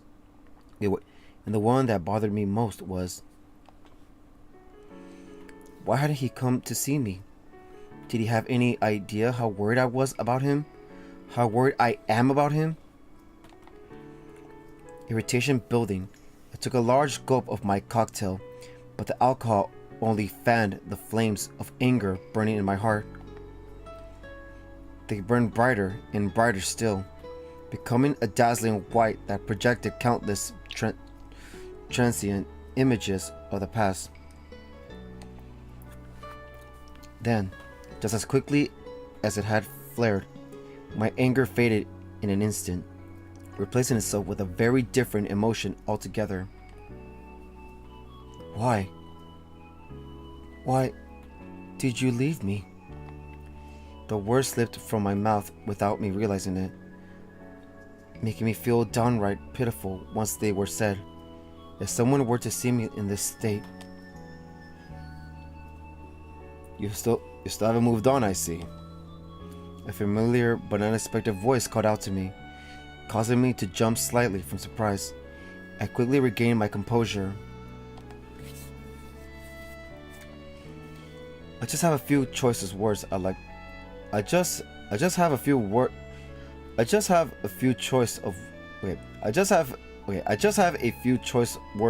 to say. My response feigned calmness as best I could. I couldn't help but think I had more than a few choice words, really, but following up with that would aid my annoyance in a way I would rather not further. Oh, I imagine you have more than a few. Right, of course he would see right through me. The bespectacled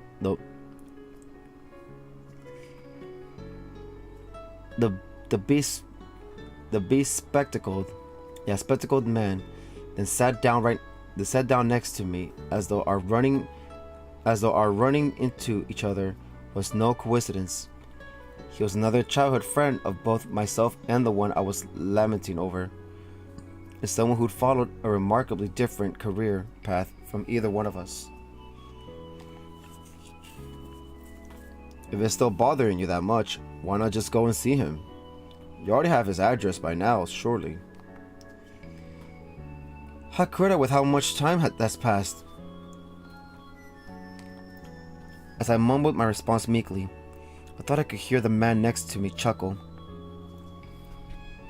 Well, I suppose there's no need to rush things. With your lines of work, I'm sure your paths will cross naturally enough in due time. I didn't expect that kind of response. You make it sound so romantic. Lest you have forgotten, I don't struggle with expressing what's in my heart the way he does. Now, since we're here, how about a toast? I'll make your next one non-alcoholic. Wait. Unless you have forgotten, I can handle my liquor just fine, thank you very much.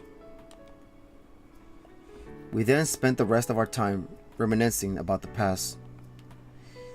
It had been too long since we were able to just sit and talk like this.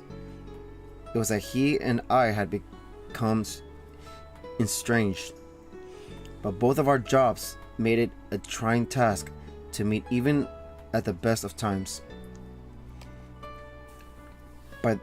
By the way, I've heard word you turned down becoming an A-rank bracer again. Of course that wouldn't escape the CID's ears. The information itself wasn't confidential, but that he already knew was something was something. However, unofficial it was entirely typical of him. The Bracer Guild focused on protecting civilians, while the CID focused solely on the needs of the president in office. The groups were neither enemies nor allies. They simply had very different goals where work was concerned. I know it isn't my place to tell you to accept the offer.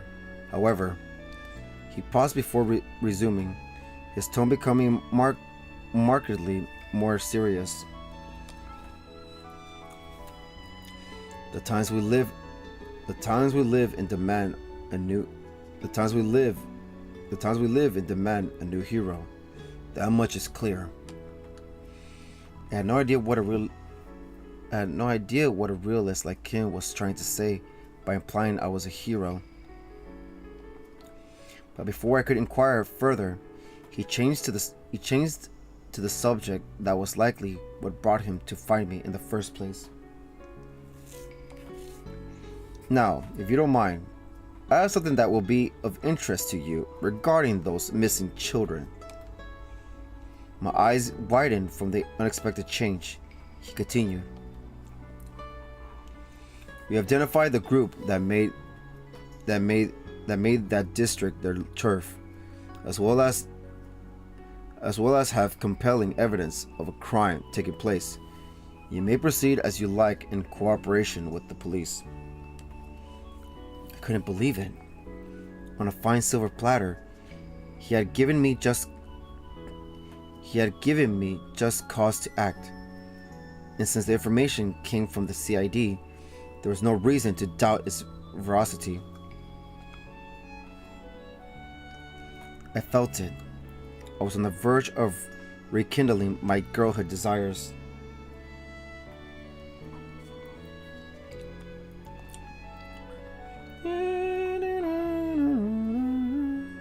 I like that song. All I had done till now was follow life where it was taking me. And yet here I found myself before a new path that could lead to that someone I once wanted to be.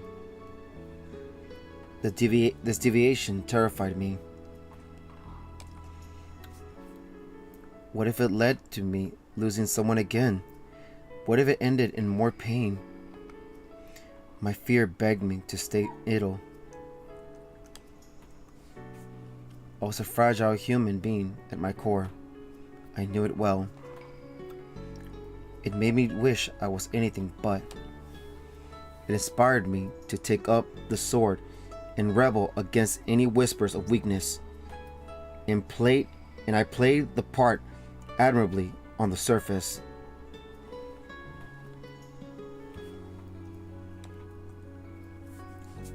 But if I were forced to face cruel reality in the future, I wondered, would my heart be able to take it?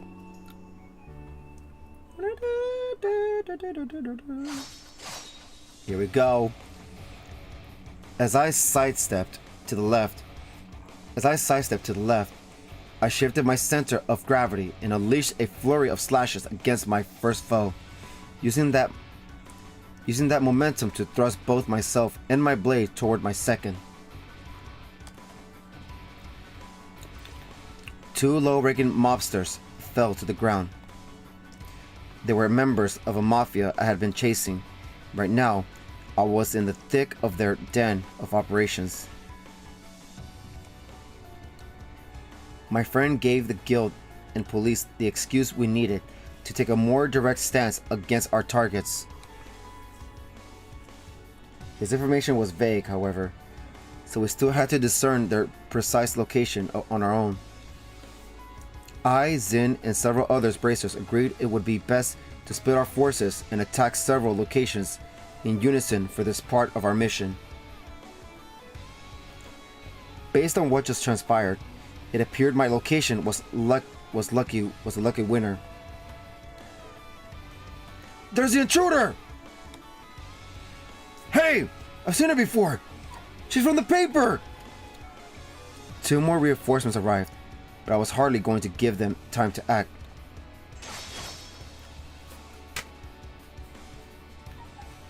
I raced forward, swinging my sword twice as I passed them, and they fell before they could even raise their weapons. I advanced. Mobsters appeared in droves. Presumably, word of my arrival had already spread. There she is! She's that bracer's word's been going around about.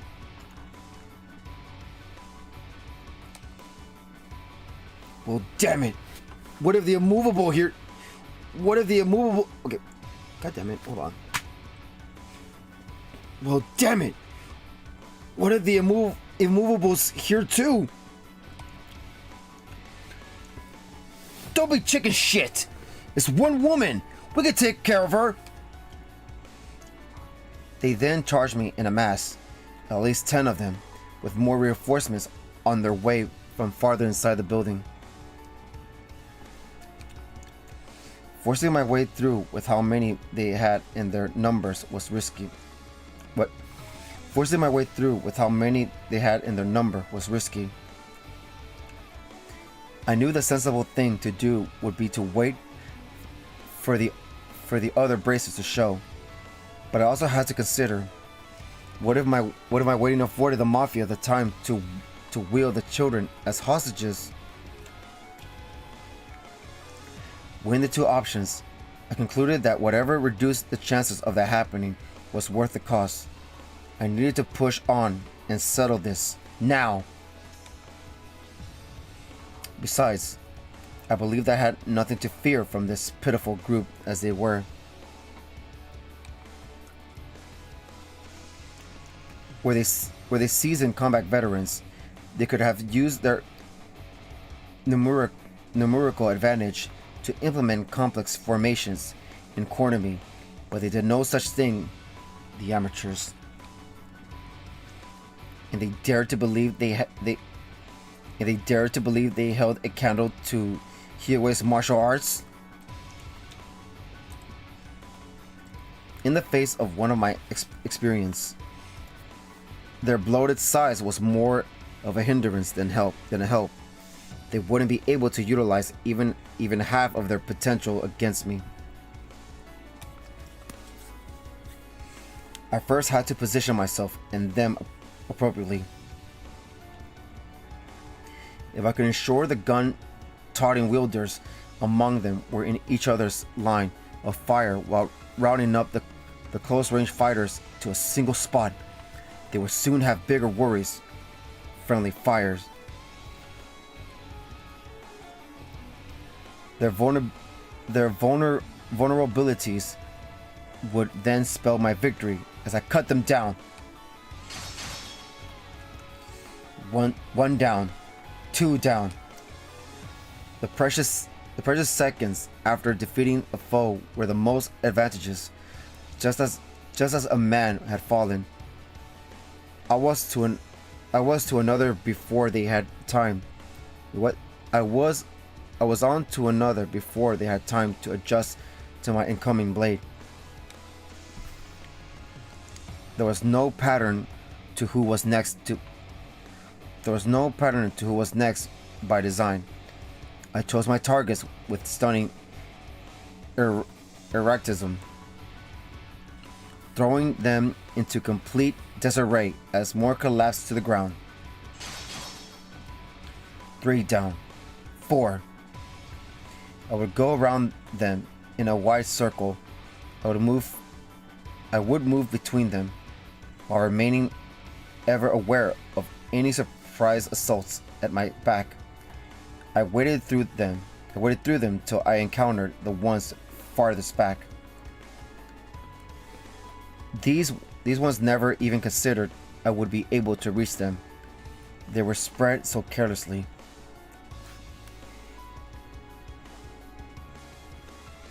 The men took up their guns with newly alert panics strewn across their faces, but their fate was already sealed.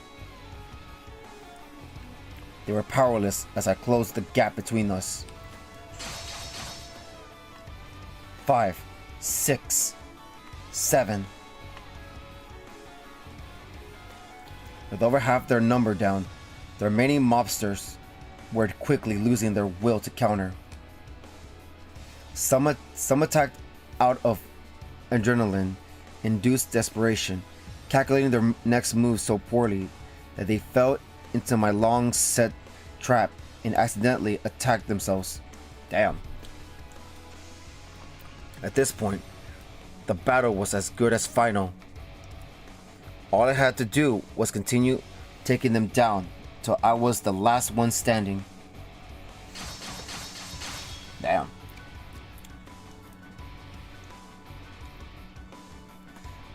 There were smaller groups I encountered on my way through the building, but I was able to disable them with little effort. The path they opened up for me eventually led me to their leader. He was a middle-aged fellow, pacing restlessly around an unpleasantly gaudy room until I entered. He twitched in fear upon the very sight of me. Why are you here? Where are my men? Kissing the floors, I answered so calmly and concisely that he balked in disbelief. That's impossible! I sweat my balls off to build this group from the ground up, and you're saying a girl like you tore it all down just like that? I ignored his crude language and drew closer. As I thrust my sword till it sat just between his eyes, he let out a squeal.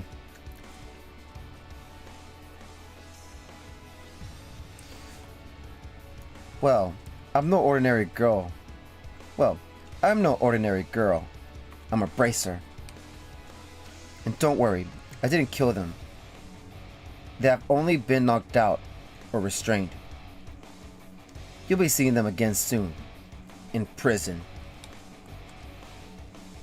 I shot a darkened glare in his direction as a tip of my sword wandered downward to his neck. Now, I have some questions for you, and you will answer them. The man nodded empathetically, his whole body trembling from fear. 2 children, a boy and a girl under 10 years old, disappeared last month. Your people abducted them, didn't they? He nodded. I knew it! Then where are they? What did you do to them? What did you do to them? They're in a room farther inside. They're alive! At last, I could breathe a sigh of relief, my most fundamental objective when coming here. Next, I needed to ask him more about his group.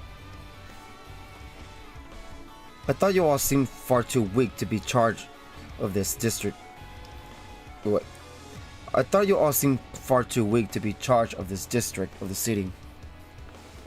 But after coming across your account book, everything fell into place. You're working on behalf of someone else, aren't you?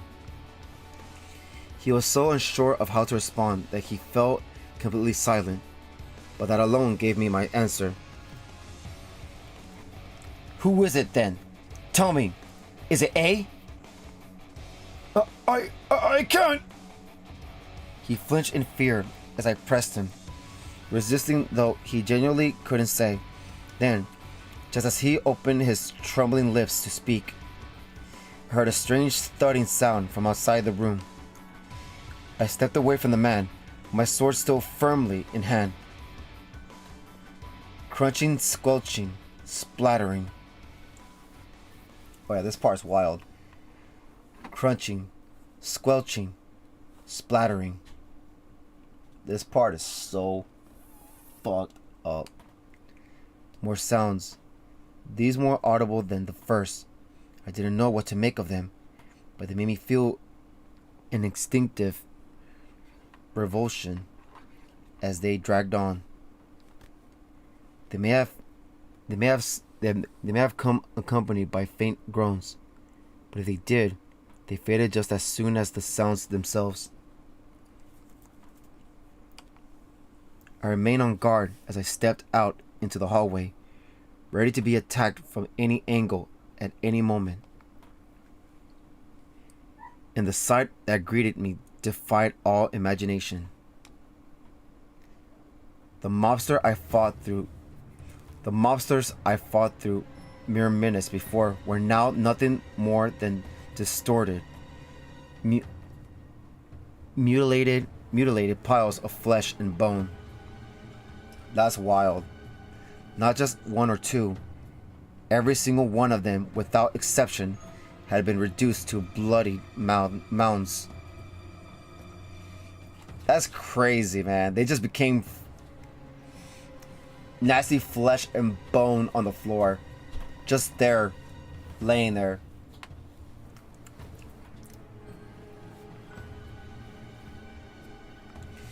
Some were without heads. Others had their organs ripped from their abdomens. Then there were those with their skulls caved in and licking pulverized brain matter. Or the ones with their hearts pulled and squeezed.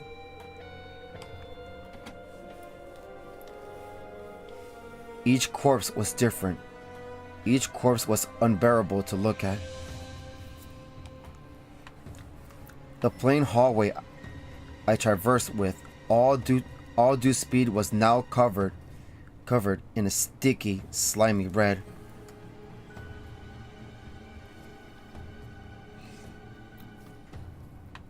Who could have done something like this? Yep, and that fast too. The sight was so awful that my free hand, now clenched, shook from disgust. When was it ever necessary to go this far? What could anyone have to gain from this? Wait, no. I realized I had just made a very careless mistake. I turned and hurried back into the room I was just in. I was too late. The Mafia's leader was floating in the air at the center of the room, as though some unknown force was holding him up by his chest. That's so creepy. A monstrous sword pierced through his chest. A single streak of blood dripped from his unspeaking mouth. There was no room to believe he was anything but dead.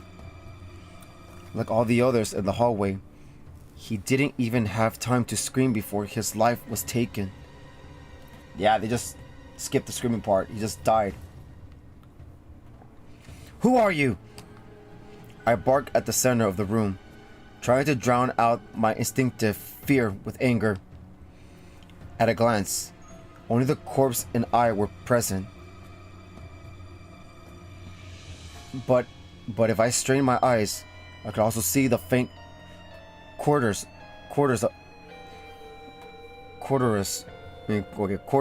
of another distorting the space around them. It must have been some form of active camouflage.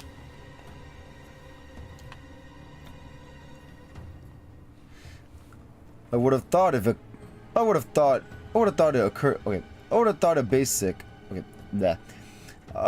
it a basic courtesy to give your name before asking another's. Charming ace of the Bracer Guild. It was a man's voice that projected true arrogance, as though he were above all others, as a matter of course. I instinctively readied myself for battle in response, but my actions seemed not to faze him in the slightest. No need to be spoiling for a fight. I'm simply here to take out the trash after they were careless enough to leave a trail of this for the CID to follow. Was I really talking to a fellow human being? How could he speak of such gruesome murders in those terms? Are you business partners?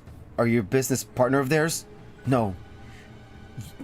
You must be from the group above them. Very good.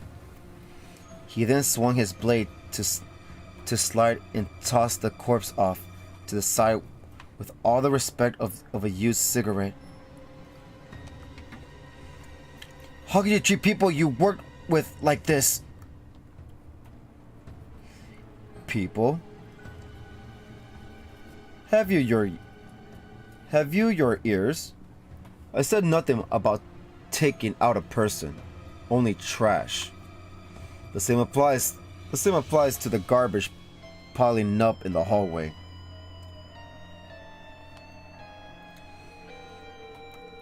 They have always been so, even before they stopped breathing. They have always been so, even before they stopped breathing. It was clear that communicating with someone of his nature was impossible. I dismissed calm reason for an intense, all-consuming anger so great that my entire body couldn't stop trembling. You monster! Before I knew it, I had sprung into action, pouting every drop of my strength into my blade to launch a swift, unavoidable strike.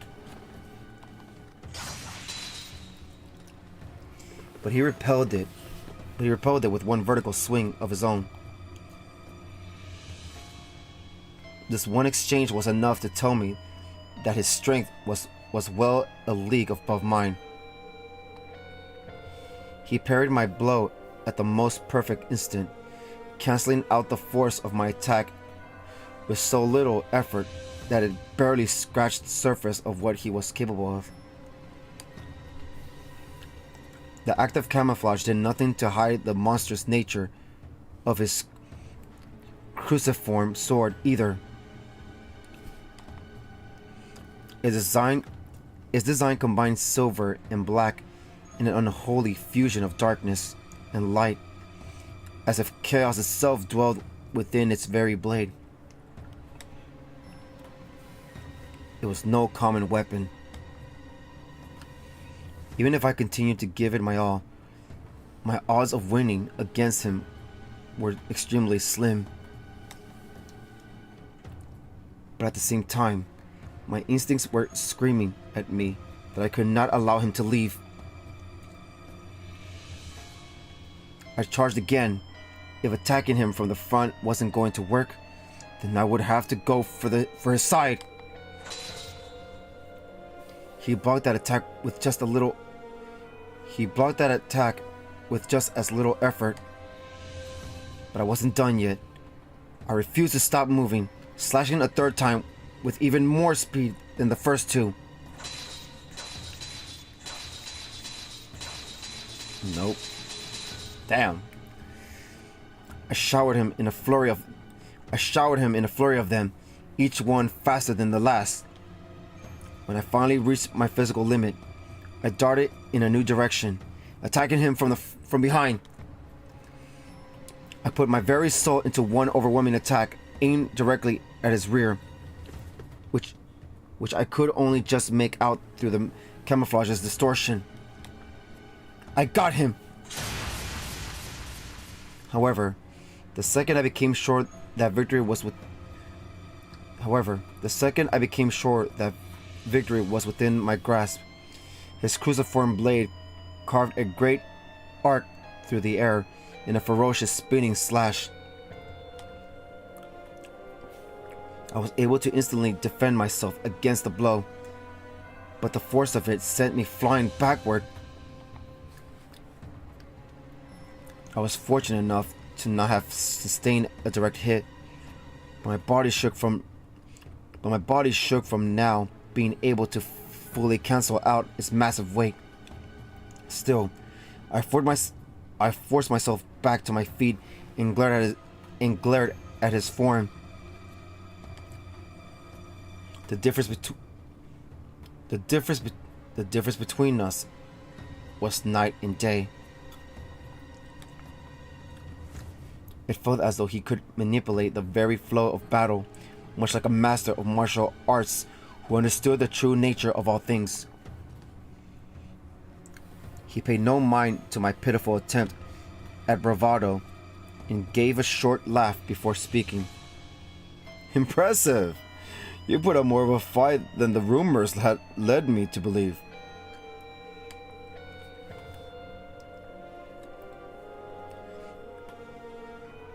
What's your goal? What are you trying to do with all your strength? Or that's him. What's your goal? What are you trying to do with all your strength? I expected him to reject or ignore me, so I was taken aback when he paused for a sincere moment of thought before answering. Well, that was her. An interesting question. An interesting question. I suppose to instill fear. Fear? Fear? I almost doubted my ears.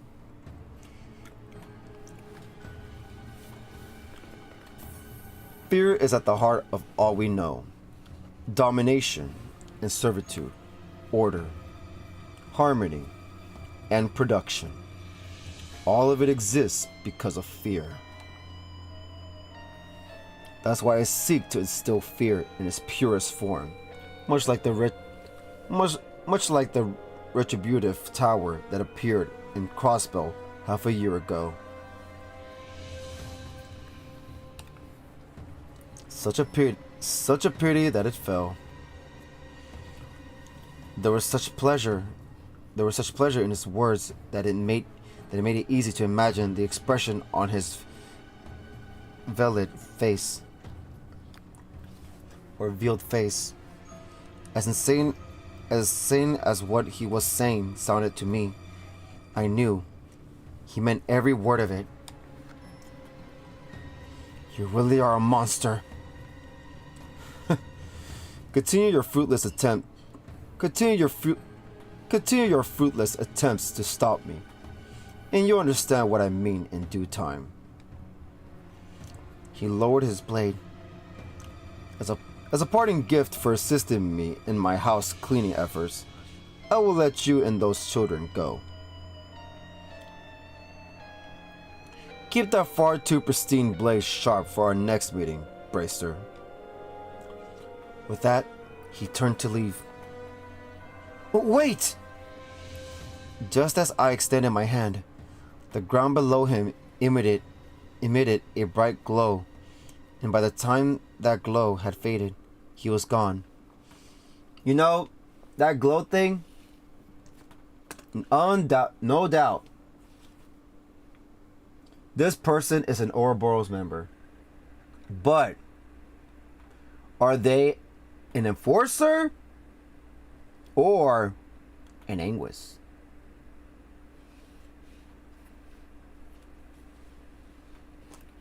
Because all of them have those light teleporting things. They always teleport with a light under them.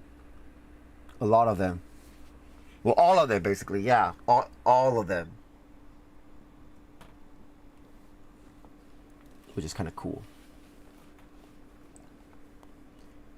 He had likely used the same teleportation spell that certain other criminal organizations were known to rely on. Yeah, see? There you go. There you go. That's already that there. Certain other criminal organizations. Yep. His departure also released all the strength I had left in me. Not from relief, but from the exact opposite. I was so overwhelmed with frustration that I let him leave.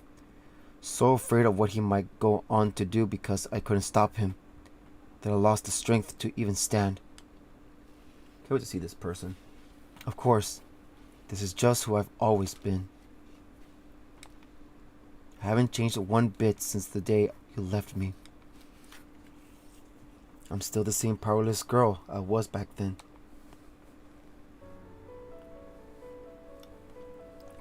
My work here wasn't finished yet. I walked to the next room. I opened the door and was greeted by what appeared to be an old storage space. There, across the hall, I found who I was searching for. The brother and sister pair were crouched against the wall, the boy trembling on the floor as his sister stood close by. "It's okay. I'm here to help you." I kept my tone as gentle and reassuring as I was able. The girl smiled, while her older brother continued to hide his face. I slowly walked toward them, careful not to make any sudden movements. But as I did, the boy shook his head vigorously. His whole body trembled more the closer I got, as though he were telling me to stay away. The answer from that man flashed in my mind. Fear is at the heart.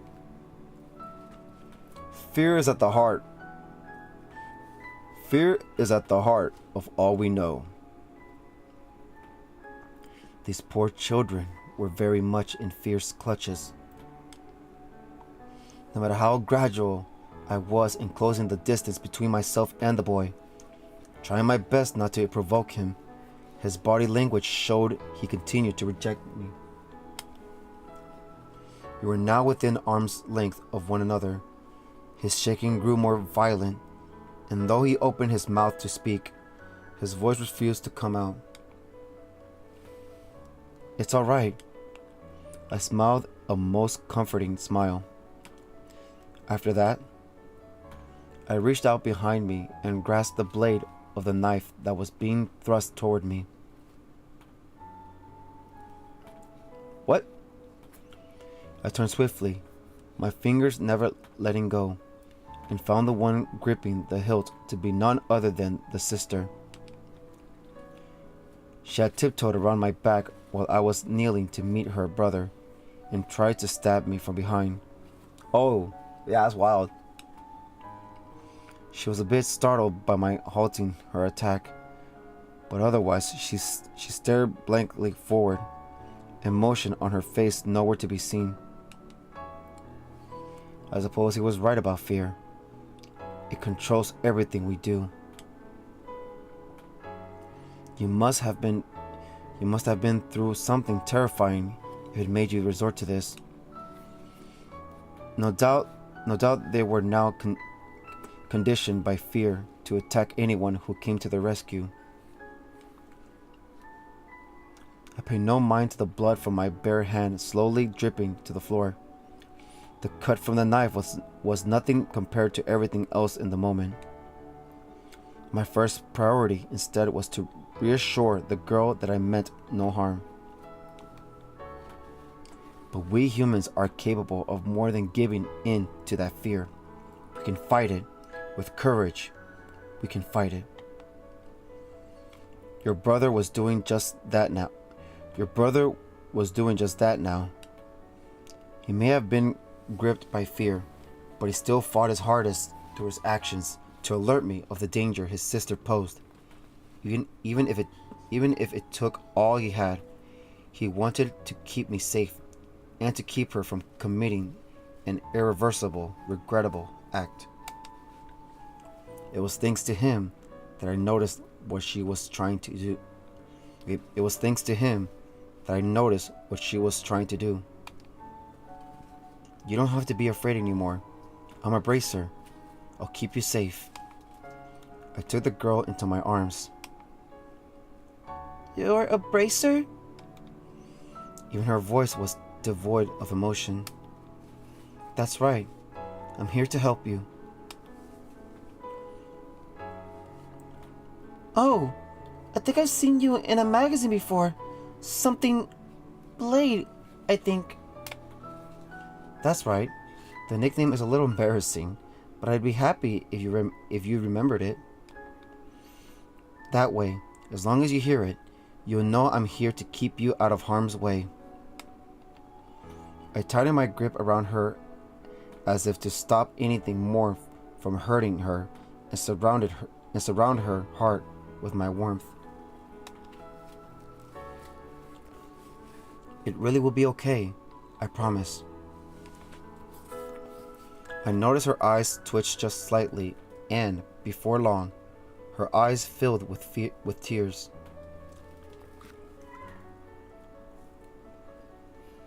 Soon, she began to sniffle. At first a small one here and there, till they gradually grew more pronounced, eventually turning into uncontrollable sobs. She had finally been liberated from her fear.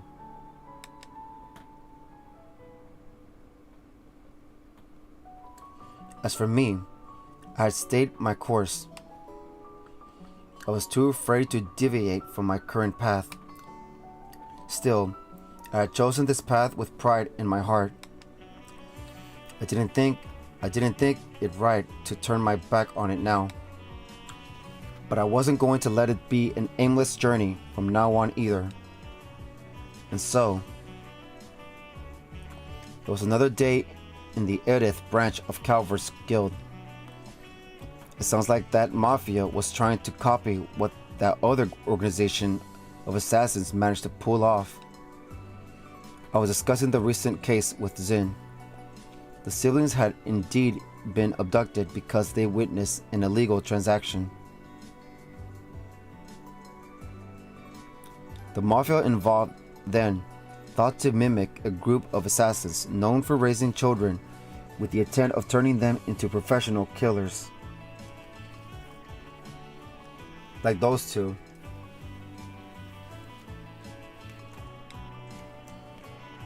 Their attempts, thankfully, proved as unsuccessful as their attempts to remain covered in selling drugs. The CID found them, and whoever they were working for purged them.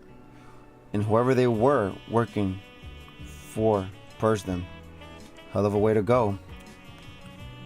If I hadn't been so competent, maybe they wouldn't have been purged at all. Don't beat yourself up about it. The guild's priorities is to keep civilians safe, not criminals. I don't want to say they deserved it for getting involved in organized crime, but it is what it is. Try putting that frustration you're feeling into more personal growth instead of letting it eat you alive. I was told that while the siblings were going to need psychological counseling for some time, they were fully expected to recover and go back to their everyday lives. My meeting with them had triggered something inside of me. I came to realize that something needed to change. I had to take some time. I had to take some kind of step forward. Even if it ended in me falling to the floor in some dramatic fashion. I just needed to pick myself back up again. With that in mind, I accepted my multiple recommendations. Good for you. Yeah, it is, Van. The times we live in demand a new hero.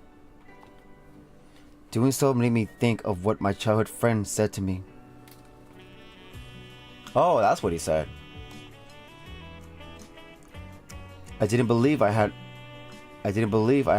what it took to be a hero. But if I could be even just a brief one able to give the people hope and banish the darkness ahead, then that was reason enough to keep going. Maybe that could make me somebody enough to fight alongside the real hero once they came to light. Well, shall we get down to business? Well, shall we get down to business? Zen turned to face me, his classic broad grin even broader than usual. It'll be a while longer before the official paperwork arrives from headquarters, but I'm sure they won't mind me speeding up this part of the process with how much they wanted this. The Republic now has a bracer who reached A rank at the same age as the Empire's Purple Lightning. Wait, the Republic now has a bracer who reached A rank at the same age as the Empire's Purple Lightning. Sarah. Congrats on your promotion, Elaine Eclair. Congrats on your promotion, Elaine Eclair. Okay. Congrats on your promotion, Elaine Eclair. Beauty's Blade. That's her name. Forward, sword in hand. Forward, sword in hand. The end. Okay. So, what do I say? That's gruesome. Seriously, those guys died because like he said, they didn't want to leave evidence, because that's what the guy wanted to do. The mystery killing freaking gore motherfudger, you know. So hold on, give me one sec.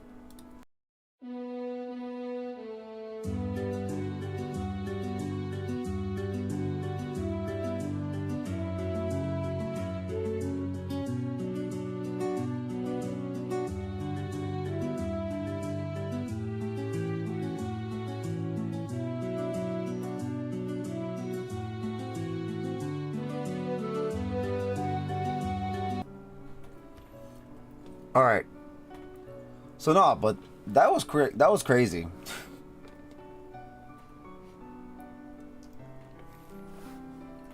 Like, are we just like that again in the next game or something? Or who knows about the next game? But in this saga specifically, I don't know. I guess we'll see. And then yeah, it looks like she's the childhood friend of Van, our main hero. Seriously, who is Van? What is his role to this? And it seems like he was doing stuff regardless. He was trying to basically, whatever he's doing right now, you know, he was already thinking of, you know, maybe he wants to be a hero, you know? And yeah, just like Elaine got A rank, just like the Purple Lightning, Sarah, at the same age. I'm really curious. So we have students, we have bracers, and Van, who the hell are you? You're not a bracer, because we would have heard about him being a bracer. There is so much stuff happening, and you know, all this stuff that we've just learned. I mean, read. Will they be brought back in the next game? Like, will they talk about it? Like, oh, this happened before. Or, hey, did I heard about that on Mafia? Whatever. You know, like, I wonder. They better bring this stuff back. It shows like, yes, you had to know this information, blah blah blah, during that time. But yeah.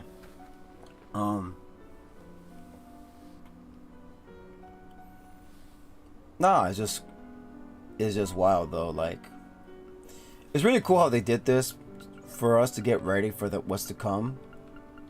So yeah. I guess I'll say so, yeah.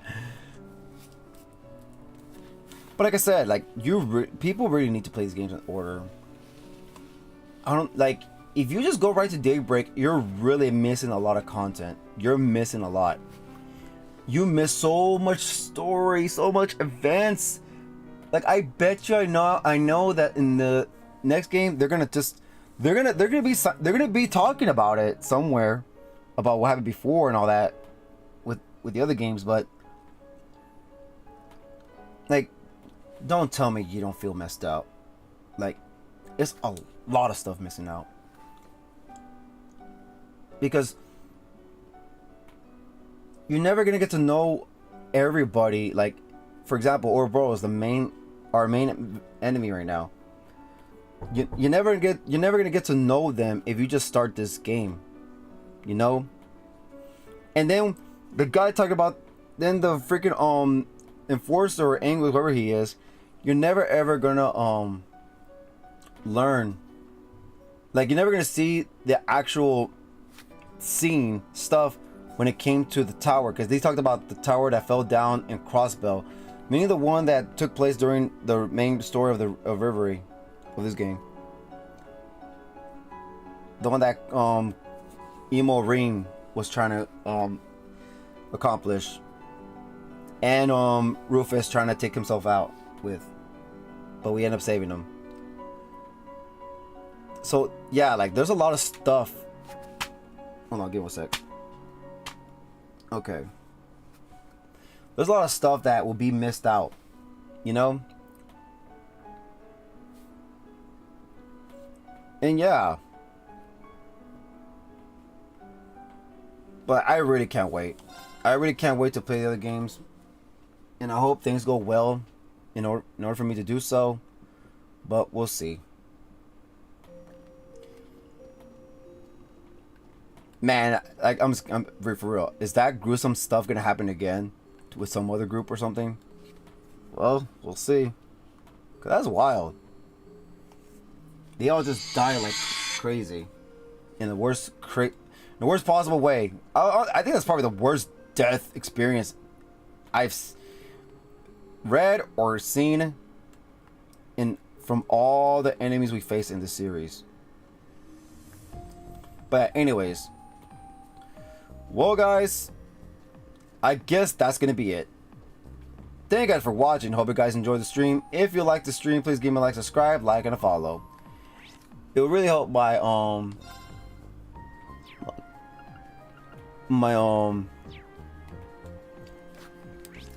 channel a lot, and I would really appreciate it. So that's it for the trail stream. I mean, not trail stream, but that's it for the Legend Heroes Trails to Reverie for sure. Meaning that next time it's all going to be, I'm gonna miss these guys. I'm gonna miss all of them. Goodbye to all these party members. I wonder if we see Swin and what was her name? I think it's out with an S. No, Nadia. I wonder if we're gonna see them again, because it seems they were going through some crazy stuff with the whole you know, assassins, whatever, assassin organization at Calvert, with the emperor with the late emperor that was in charge of them. Well, I don't know if he was actual emperor, but that was his name, I guess. But yeah, I wonder if they're gonna we're gonna see more connections, related people to that organization, anyone part of that organization. Well, we'll see. But yeah, goodbye to all these guys. I know that Lloyd's job right here, this guy here, his job is done. He said himself, all he wants to do is just be a police and protect Crossbell. So now that Crossbell is finally free and now an independent state, there's no need for him anymore. Like, there's no need for him to, you know, do anything else anywhere. His job is now just being in charge of protecting Crossbell. That's it. And make sure everything goes well in Crossbell as an independent state. But yeah. So I can't wait for the next heroes. I don't know, we might see some people come back. You know, we might see some of them come back. Like Ren. Ren's the only one that we know so far that's coming back. And Zen, but Zen's not here right now. And I think she's coming back too. Risha, definitely, I think she's coming back. You know? She has to. She is from there. Her main job is from there. Like, her main family is there, so she has to come back. Ellie, I don't think so, but maybe, because from what we learned during Trails, her story and Crossbell, her family split by her mom going to Erebonia, as we've seen already, while her dad is in Calvert. So I wonder if we're gonna see him in the next game. I don't know, we'll see. But yeah. Well, I guess that's all I can say right now. But anyways, yeah. So that's it for the Legend Heroes Trails to Reverie. So next is gonna be which is around next week. Schedule date still not confirmed yet. I haven't planned one yet, but it's gonna happen next week regardless, because I already put it 2 weeks before. So next week will be the 2-week part. So next it will now be the Legend Heroes Trails Through Daybreak. First game of the 4th saga, the Republic of Calvard. Can't wait. Can't wait. Especially new gameplay. I don't know if it's new gameplay, but yeah, just can't wait. Can't wait to talk to everybody, can see how that all works. Okay, anyways. But yeah. So, Trails fans, I'll see y'all there. With that being said, until next time, for more of the Legend Heroes Trails series, Taty, shutting off. Alright, my dudes and dudettes. Good morning, good afternoon, good night, all that good stuff. May the goddess Adios watch over us and guide us. And guys, the weekend's here. Enjoy it. Make sure it's an awesome and a safe one. And remember, always remember, love and keep on gaming. Alright, Lloyd, I get it. Love and keep on gaming. Alright, guys. Bye-bye. Thank you again. Take care. Peace. Oh, Trails to Daybreak. I'm so excited. So excited. Oh, I gotta get a front row seat. I gotta hurry. Gotta make a schedule. Gotta make all this stuff.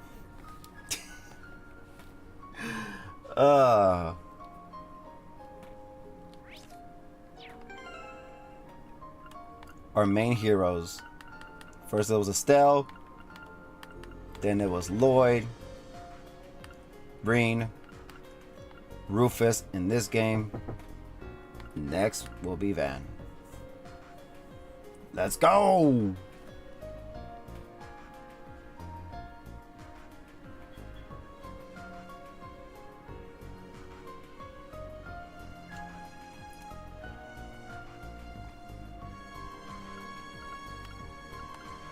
Yeah, wait for a song, just go back and loop and that's it.